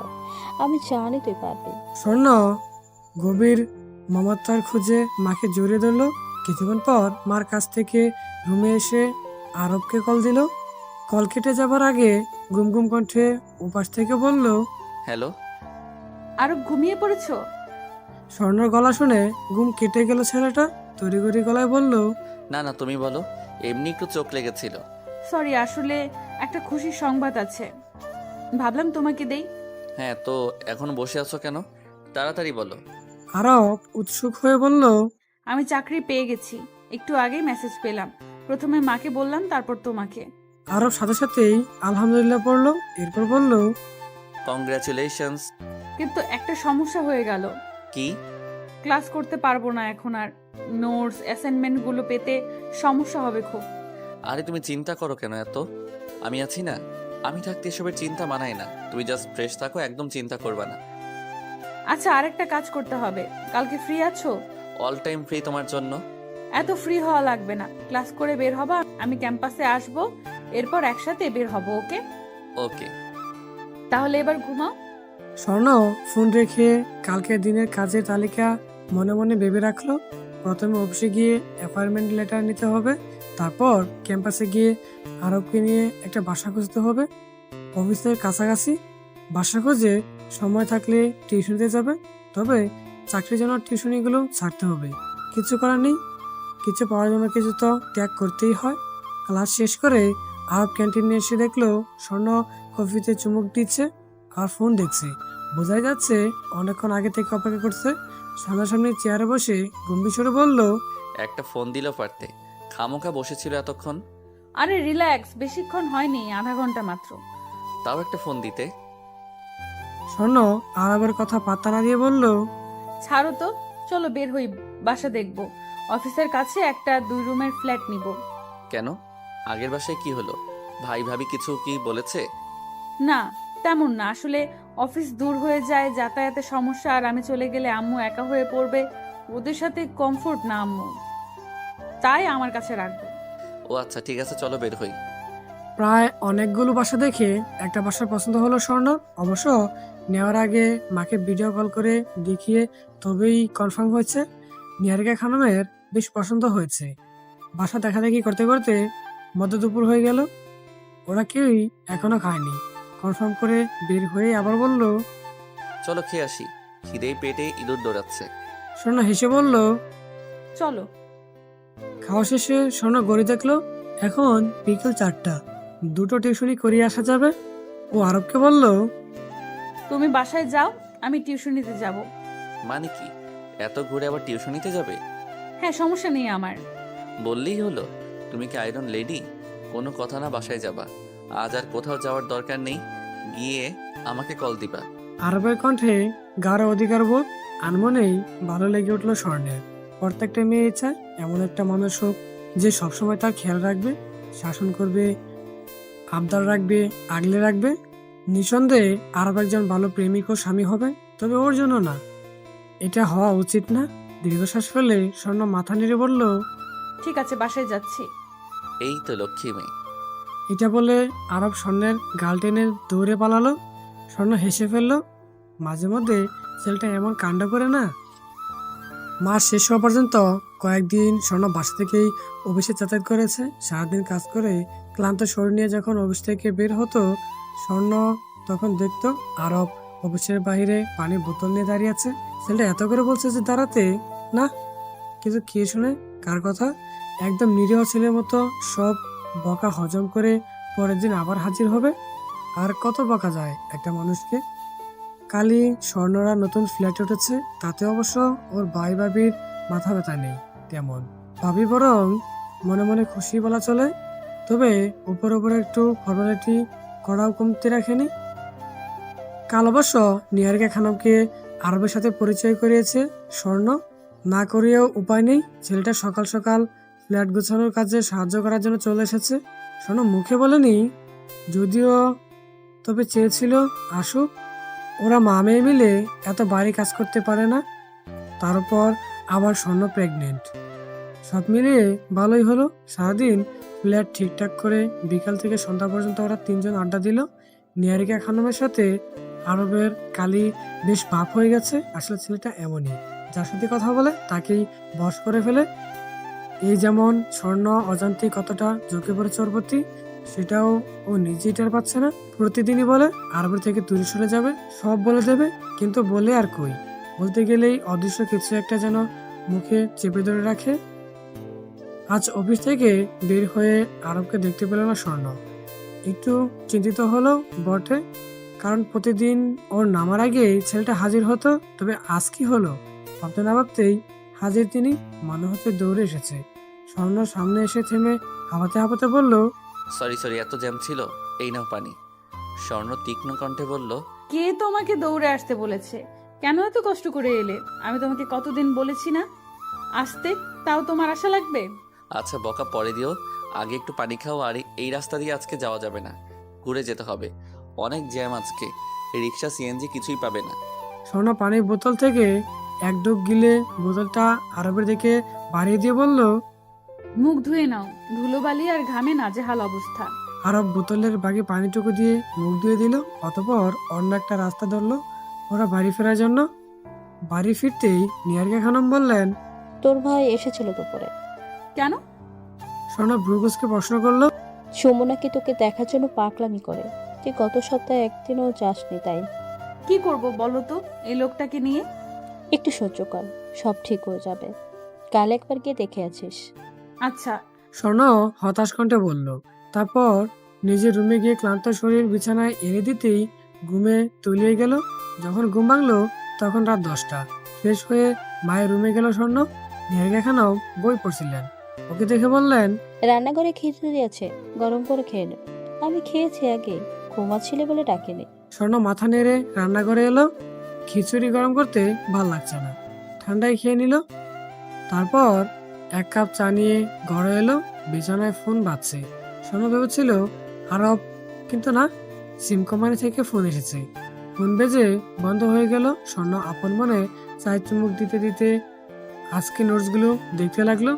একটু আগেই আবার এগুলো মেল এসেছে। নোটস পড়াগুলো দেখতে দেখতেই প্রায় 12টা বেজে গেল, কিন্তু আরব আজকে একবারও ফোন দিল না কেন? ঘুমিয়ে পড়লো নাকি? স্বর্ণ ফোন দিবে দিবে করেও দেওয়া হয়নি। যখন কাটায় কাটায় 12টা, তখন নিয়ারকে খানম ঘরে ঢুকলেন। হাতে একটা বাটি, স্বর্ণের সামনে এসে হাসি মুখে বললেন, শুভ জন্মদিন মা। তেমন কিছুই করতে পারলাম না, তবে পায়েসটার একটা ছোট নকশি কাঁথা বানিয়েছে তোর জন্য। স্বর্ণ এক মুহূর্তের জন্য স্তম্ভিত হয়ে গেল। মাকে জড়িয়ে ধরে কাঁদতে কাঁদতে বলল, মা তুমি এত ভালো কেন? আমি জানি না আমি কি করে তোমায় পেলাম, তবে আল্লাহর কাছে অনেক অনেক শুক্রিয়া তোমাকে আমায় দেওয়ার জন্য। ভালোবাসি মা। নিহারিকা খানম মেয়ের মাথায় হাত বুলিয়ে দিয়ে বললেন, পাখলি মেয়ে আমার, নিয়ে এবার পায়েসটা খা, আর কাঁথাটা দেখ পছন্দ হলো কিনা। স্বর্ণ পায়েসটা খুব তৃপ্তি পরে খেয়ে নিল। কাঁথাটাও খুব সুন্দর হয়েছে। আসলে মায়ের মমতা ভরা যে কোনো জিনিসই সুন্দর, ভীষণ সুন্দর। নিহারিকা খানম মেয়ে প্রাণ ভরে দোয়া করলেন। মা যাওয়ার পর স্বর্ণ ফোনের দিকে তাকিয়ে আটকে উঠলো। 40টা কল এসেছে 8 ঘন্টায়, তাও আবার আরবের নাম্বার থেকে। কি হলো ছেলেটা? আতঙ্কে ভয়ে দুশ্চিন্তা ওকে কল দিবে, তখনই আবার কল এলো। দ্রুত রিসিভ করতেই বলল, তুমি ঠিক আছো? কি হয়েছে তোমার? স্বর্ণর গলার উৎকণ্ঠা বুঝতে পেরে আরব বলল, আমি ঠিক আছি, তুমি একটু ছাদে আসবে? কেন? আরে আসোই না। কেন সেটা তো বলবে। আজকে পূর্ণিমা, অনেক সুন্দর চাঁদ উঠেছে। পূর্ণিমা দেখার জন্য এত রাতে ছাদে উঠবো আমি? Please please please. আচ্ছা যাচ্ছি। স্বর্ণ নিশ্চুপে ছাদে গেল। পাশাপাশি আরেকটা বিল্ডিং, নিস্তব্ধ ছাদ, কেউ নেই। আজ পূর্ণিমাও না। চাঁদের ম্লান আলোয় স্বর্ণ বিরক্ত হয়ে মজা করার জন্য ছেলেটা এত রাতে ওকে ছাদে এনেছে। স্বর্ণ ফিরে যাবে, হঠাৎ পেছন থেকে কেউ একজন ফিসফিসিয়ে ওর কানে কানে বলল, শুভ জন্মদিন স্বর্ণলতা। স্বর্ণ চমকে পেছন ফিরতেই ছেলেটার বুকে ধাক্কা খেলো। মুখ তুলে তাকিয়ে দেখলো নিরীহ ছেলেটা মিটি মিটি হাসছে, যেমন ওকে চমকে দিয়ে ভীষণ ভালো মজা পেয়েছে। স্বর্ণ চোখ মুখে বিস্ময়, সত্যি ছেলেটা এসেছে, কিন্তু এলো কি করে এত রাতে? ডান হাত বাড়িয়ে আরবের মুখটা ছুঁয়ে বলল, তুমি? আরব পর বাড়ানো হাতটা ধরে বলল, হ্যাঁ আমি। ফোনে শুকনো হ্যাপি বার্থডে দেওয়াটা পোষাতো না আমার, তাই চলে এলাম। কিন্তু এত রাতে কিভাবে? ম্যাজিক। আরব একটু দুষ্টু এসে বলল। স্বর্ণ চোখ পাকিয়ে বলল, ম্যাজিক তাই না? তাড়াতাড়ি চলো, কিভাবে এলে? না হলে কিন্তু চলে যাব। আচ্ছা আচ্ছা বলছি, ঠান্ডা হও। পাশের বাড়িটা দেখছো না, ওটাই আমার বাড়ি। তোমাকে সারপ্রাইজ দেব বলে বলিনি। আর আমার প্ল্যানই ছিল আমার বাড়ির আশেপাশে বাসা খুঁজবো, কিন্তু ভাগ্য এত ভালো, দেখো পাশের বাড়ির ফ্ল্যাটই খালি পেলাম, আর এখন এসেছি ছাদ টপকে। স্বর্ণ বিস্মিত হলো। ছেলেটা ভেতরে ভেতরে এমন শয়তানি করবে ভাবতেও পারেনি। স্বর্ণ কপট রেগে আরবের বাহুতে চাপ দিয়ে বলল, কি শয়তান ছেলে রে। আরবের সাথে কেক কেটে যখন ঘরে ফিরলো তখন রাত 3টে। ঘরে ফিরেই ফ্রেশ হয়ে শুয়ে পড়লো স্বর্ণ। সকালে উঠতে হবে, অফিস মিস দেওয়া যাবে না। নাস্তা টেবিলে বসে ধীরে সুস্থে নাস্তা করছিল। আজ তারা নেই, রাতে দেরিতে ঘুমালেও সকালে বেশ তাড়াতাড়ি উঠেছ। সাথে নিহারিকা খানমও ছিলেন। হঠাৎ তিনি খাওয়া থামিয়ে বললেন, তোকে একটা কথা জিজ্ঞেস করবো? শোনো, খানিক কৌতূহল মিশ্রিত কণ্ঠে বলল, হ্যাঁ করো। তোর ক্লাসমেট আরব নামের ছেলেটা তোকে পছন্দ করে? স্বর্ণ নির্বিকার ভাবে বলল, হ্যাঁ। কারণ স্বীকার না করার উপায় নেই। আরবের কারো দেখলে যে কোনো মুহূর্তে বুঝে যাবে, আলাদা করে বলাও লাগবে না। স্বর্ণ অনেকবার শাসানোর পরও পরিবর্তন নেই। একটাই কথা, আমি তোমার মতো পাষাণ নই, নিজের অনুভূতিগুলো লুকিয়ে রাখতে পারি না। স্বর্ণ তখন মনে মনে বলে, আমি পাষাণ ছিলাম না আরব, তোমার কপাল খারাপ, সাথে আমারও। তুমি যে স্বর্ণকে এখন দেখছ, সে আদ্যপ্রাপ্ত ভাঙাচোরা একজন মানুষ। তুই পছন্দ করিস না? মায়ের প্রশ্নে সম্বিত ফিরে পেল। স্বর্ণ মাথা নেড়ে বলল, আমি বন্ধু ও ক্লাসমেট ভাবি। আমার মনে হয় ছেলেটা সত্যিই তোকে ভালোবাসে। কিন্তু মা, তুমি তো জানো সবকিছু, আমি কিভাবে ওকে প্রশ্রয় দিব? আমি তোকে প্রশ্রয় দিতেও বলি না, শুধু বলছি তুই তোর অতীতটা বলে ফেল, আর মায়া বাড়িয়ে ফেলার আগেই দেরি করলে জটিলতা বাড়বে বলে কমবে না।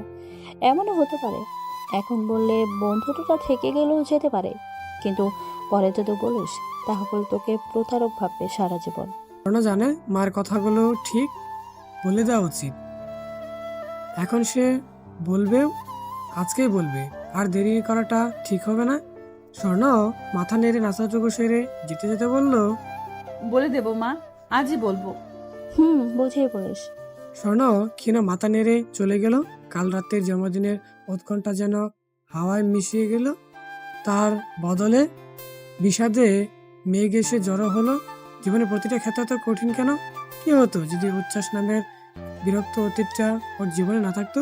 তাহলে জীবনটা কত রঙিন হতো। নিজের সর্বত্র দিয়ে আরবকে ভালোবাসতে পারতো, ওর পাগলামি ছেলে মানুষগুলো প্রশ্রয় দিতে পারতো। সুন্দর সংসার, হয়তো টোনাটুনি সংসার। জীবনটা যদি কল্পনা মতো রঙিন হতো তাহলে বোধহয় বেঁচে থাকার ইচ্ছেটা বেড়ে যেত। কিন্তু জীবন তো কারো কল্পনা চলে না, সে নিজের মতো স্বাধীন পরাধীন। তো মানুষেরা যারা নিজেকে স্বাধীন মনে করেও কোনো না কোনোভাবে জীবিত আছে, পরাধীন রয়ে যায়। যদিও কথা ছিল সুমনের সাথে দেখা করতে যাবে, অফিস শেষ পর্যন্ত আরবের জন্য পারল না। বায়না ধরলো ওর সাথে রেস্টুরেন্টে বসতে হবে। স্বর্ণ রাজি হলো, কারণ আজকে একটা কিছুর মুখোমুখি হতেই হবে। যতটুকু ধারণা করা যায় আজকে আরবকে আবার প্রপোজ করবে। শুধু প্রপোজ না, একেবারে বিয়ে প্রস্তাব দিবে। আর আজকেই স্বর্ণ সবটা ক্লিয়ার করবে। খুব বাজে একটা পরিস্থিতি সৃষ্টি হলো স্বর্ণ, যার জন্য সে মানসিকভাবে প্রস্তুত। তিনি আরবের জন্য খারাপ লাগছে। ছেলেটা এই ধাক্কা সামলাতে পারবে তো? রেস্টুরেন্টে বসে প্রথমে অর্ডার দিয়ে দিল আরব, তারপর স্বর্ণর দিকে চেয়ে বলল, প্রিপারেশন নিচ্ছি। কিসের? কিসের আবার? বিয়ের। স্বর্ণ মিলিন হেসে বলল, তোমায় কিছু বলবো, আরো মন দিয়ে শুনবে। হ্যাঁ বলো। স্বর্ণ ভেতর থেকে গুছিয়ে নিয়ে বলতে আরম্ভ শুরু করলো, তুমি তো জানো উচ্ছ্বাসের সাথে আমার সম্পর্ক ছিল। আমি ওকে বিশ্বাস করতাম খুব, একদম অন্ধের মতো। কত রাত জাগা স্বপ্নের সংসার সাজিয়েছি আমাদের, তার হিসাব নেই। কিন্তু উচ্ছ্বাস আমাকে বাজেভাবে ঠকিয়েছে। ওই যে বললাম না বিশ্বাস করতাম খুব, সেই বিশ্বাসটাই কাল হয়ে দাঁড়িয়েছে। ওর সাথে আমার শারীরিক সম্পর্ক হয়, এক পর্যায়ে জানতে পারি আমি প্রেগনেন্ট। অনেক আশা নিয়ে ওকে জানাই, ভাবি কেউ না থাকলেও ও পাশে থাকবে আমার। কিন্তু যা হয় আসলে তাই হলো। ছেড়ে দিল আমাকে। ভেবেছিলাম আত্মহত্যা করব, মেরে ফেলবো বাচ্চাটাকে। পরে মা পাশে ছিল, উনি আমাকে সাহস দিলেন। তবে আমি জানি না মন থেকে আমাকে মাফ করতে পারেনি, পারবেও না। এমন জঘন্য একটা কাজ করার পর মাফ চাওয়া যায় না। কিন্তু তবুও মা তো 9 মাস পেটে ধরেছে, নারী ছেঁড়া সন্তান। সবাই মুখ ফেরালেও সে ফেরাতে পারেনি। মা চেয়েছিল স্কলারশিপ নিয়ে বাইরে সেটেল হই, আমিও তাই ভেবেছিলাম। পরে আবার মায়ের কথা চিন্তা করে স্কলারশিপের চিন্তাটা বাদ দেই। তোমাকে মিথ্যা বলেছিলাম, ক্ষমা চাওয়ার মুখ নেই আমার, তবুও মাফ করো। এখন চাকরি পেয়েছি আলহামদুলিল্লাহ। অনেকদিন থেকে ভাবছিলাম তোমাকে বলবো সব, কিন্তু বলতে পারছিলাম না। শেষ পর্যন্ত আজ বলেই দিলাম। তোমার বন্ধু হওয়ার যোগ্য নই, তবুও চাইবো আমাকে ভুলে যাও। ভালো কারো সাথে সুন্দর একটা জীবন গড়ে নাও, আর পারলে আমাকে ক্ষমা করো। কথাগুলো এক নাগার বলেই আর বসলো না স্বর্ণ। এখানে বসার শক্তি নেই, ছেলেটা চোখের দিকে তাকানোর মতো দুঃসাহস নেই, তাই প্রস্থানই উত্তম। আজ কোনো অনুভূতির গভীরে যেতে চাই না আর কখনো, যেখানে নিঃশব্দ কান্নার স্বরচিত হয়ে একান্ত শোক। সেদিনের পর থেকে আরবকে আর স্বর্ণের আশেপাশে কোথাও দেখা যায়নি। এরকমই হওয়ার ছিল। এখন আর আগের মতো অফিস থেকে বের হওয়ার পর কেউ আর পানি হাতে এগিয়ে আসে না, ছোট ছোট দুষ্টুমিও করে না। ওর কষ্টগুলো বোঝার কেউ নেই। মনে মনে ভীষণভাবে ভেঙে পড়ে মেয়েটা। এত অভিশপ্ত কেন জীবনের অধ্যায়গুলো? কখনো কি এই অভিশাপ কাটবে না? এত কিছু পরও স্বর্ণ খেয়াল করে অফিস থেকে বের হওয়ার পর গেটের দারোয়ান ওকে নিয়মিত পানির বোতল এগিয়ে দেয়। স্বর্ণ জানে যতই লুকিয়ে থাকুক ছেলেটা ওর যত্ন নিতে ভুলে না। আজ অফিস থেকে বাসায় ফেরার পর স্বর্ণ মা বলল, সুমনের পরিবার থেকে বিয়েটা না করে দিয়েছে। আশরাফ একটু আগে ফোন করে বলল আমাকে। স্বর্ণ ক্লান্তির স্বরে বলল, যাক ভালোই হলো। হ্যাঁ, তুই ফ্রেশ হয়ে নে। স্বর্ণ সায় দিয়ে নিজের ঘরে চলে গেল। আজকাল পেটটা একটু উঁচু লাগছে, অনেকেই কেমন করে যেন তাকিয়ে থাকে। স্বর্ণর ভালো লাগে না, মনে হয় স্কলারশিপ ক্যান্সেল করা উচিত হয়নি। আর তো কয়েকটা দিন বাকি। মানুষের কটু কথা শোনার শক্তি হবে তো, হজম করতে পারবে তো? সংকলিত হয় স্বর্ণ। অল্প খেয়ে রেস্ট নিয়ে ল্যাপটপে মেল চেক করতে বসলো। দুটো অফিস থেকে এসেছে, এরপরেরটা ভার্সিটি থেকে এসেছে। স্বর্ণ ভার্সিটি থেকে আসা মেলটা ওপেন করলো। সেখানে লেখা, dear Swarna, hopefully you are well. I am professor Kibria. Your project has advanced and I like it. You have been nominated for a scholarship. You got an opportunity to study at London University. Congratulations. মেলটা পরে খানিকটা স্তব্ধ হয়ে বসে রইল স্বর্ণ। কীভাবে কি হলো? ও তো প্রজেক্ট সাবমিটই করেনি। ভাবতে ভাবতেই ক্লাসমেটদের কল আসতে লাগলো। ওর ফোনে সবাই শুভকামনা জানাচ্ছে, কিন্তু স্বর্ণ বুঝতে পারছে না হচ্ছেটা কি। কিছু একটা মনে হতেই আরবকে ফোন করলো স্বর্ণ। এই কয়েকদিনে কেউ কাউকে ফোন করেনি একবারও। স্বর্ণ ফোন পেয়ে আরব ম্লান হাসলো। এতক্ষণ ফোনের দিকে চেয়েছিল। ধীরে সুস্থরে ফোন রিসিভ করলো। আরব জানে এখন স্বর্ণর মনে নানান রকম প্রশ্ন ঘুরপাক খাচ্ছে। এটা স্বাভাবিক। অভ্যাস থেকে স্বর্ণ কিছু বলার আগেই আরব বলল, কংগ্রাচুলেশনস স্বর্ণ মেহবুব। এটা কি তুমি করেছো আরো? বুঝতেই পারছো। কেন? এটার উত্তর আমি তোমাকে এখন দেব না স্বর্ণ। সঠিক সময় আসুক, তুমি সব উত্তর পেয়ে যাবে। আমি জানি তুমি তখন পর্যন্ত অপেক্ষা করবে। ভালো থেকো আর নিজের খেয়াল রেখো। নিয়ারকে খানম ভীষণ খুশি, তবে কষ্ট হচ্ছে। একটা মাত্র মেয়ে চলে যাবে কিছুদিন পর। স্বর্ণ নিজেও যাওয়া নিয়ে আপত্তি করে নিয়ার, তবে আজকাল ভীষণ কষ্ট হয়। বুকটা ভারী হয়ে ওঠে নিদারুণ যন্ত্রণায়। অবশেষে কাঙ্ক্ষিত দিনটি চলে এলো। আজ স্বর্ণর ফ্লাইট। ওর সাথে এয়ারপোর্টে ওর মা, খালা আর খালো এসেছে। ভাই ভাবি সম্পর্ক বিচ্ছিন্ন করেছে, এখন কোনো খোঁজও নেই। যাওয়ার সময় স্বর্ণ চাইলো যেন একবার আরবে দেখা পায়, কিন্তু না, সে আসেনি। সে আসবেই বা কেন? সবার অলক্ষ্যে চোখে জল মুছে স্বর্ণ ভেতরে ঢুকলো। ও যাওয়ার পর আবার এয়ারপোর্ট ছেড়ে বেরিয়ে এলো। লন্ডনে স্বর্ণ তেমন কোনো কষ্ট হচ্ছে না, কারণ মায়ের কোনো এক দুঃসম্পর্কিত বোনের বাসায় উঠেছে ও। সম্পর্কে খালা, যদিও এদের স্বর্ণ আগে দেখেনি, তবে যতদিন যাচ্ছে তত যেন বুঝতে পারছে একজনের অনুপস্থিতি ভীষণ পীড়াদায়ক। সবার সাথে কথা হয়, কিন্তু ওই মানুষটা ছাড়া। এদিকে ওর ডেলিভারি ডেট ঘনিয়ে এসেছে। ইদানিং ভীষণ চিন্তা হয় ওর, ডেলিভারিতে কে ওর পাশে থাকবে না। কিন্তু এ বাড়ির মানুষেরা খুব ভালো, বিশেষ করে খালা আর ওনার মেয়েরা। বাচ্চা নিয়ে একটা প্রশ্নও করেনি, কোনো কথাও শোনায়নি। মা হয়তো বলেছে তাই। পড়াশোনাটা বাসায় হচ্ছে, ক্লাসে যেতে পারছে না। এক্ষেত্রে খালার মেয়েরা বেশ সাহায্য করেছে ওর। সকালে নাস্তার পর বাসায় শুধু খালা আর ওনার ছোট মেয়ে থাকে। স্বর্ণ নাস্তাটা উপরে ঘরেই করে, আর নাস্তার পর থেকেই শরীর বেশ খারাপ করছে। হঠাৎ স্বর্ণ পেট ধরে চিৎকার করে উঠছে, লেবার পেইন উঠেছে। নিচ থেকে চিৎকারের আওয়াজ শুনে সবাই চলে এসেছে। খালার ছোট মেয়ে বন্যা অ্যাম্বুলেন্স কল করেছে। একটু পরেই ওকে হাসপাতালে নেওয়া হলো। বাচ্চা হলো সিজারে। বাচ্চা ভালো আছে, কিন্তু স্বর্ণর অবস্থা ভালো না, আইসিইউতে আছে। খবর পৌঁছে গেল বাংলাদেশেও। ডাক্তার অনেক চেষ্টার ফলে 2 দিন পর স্বর্ণর জ্ঞান ফিরল। জ্ঞান ফিরতেই ও বাচ্চাকে দেখতে চাইলো। বাচ্চাকে দেওয়া হলো ওর কাছে। হঠাৎ করেই স্বর্ণ খেয়াল করলো কেবিনে 2 চেনা মুখ ওর পাশে বসে আছে। একজন ওর মা, আর একজন আরব।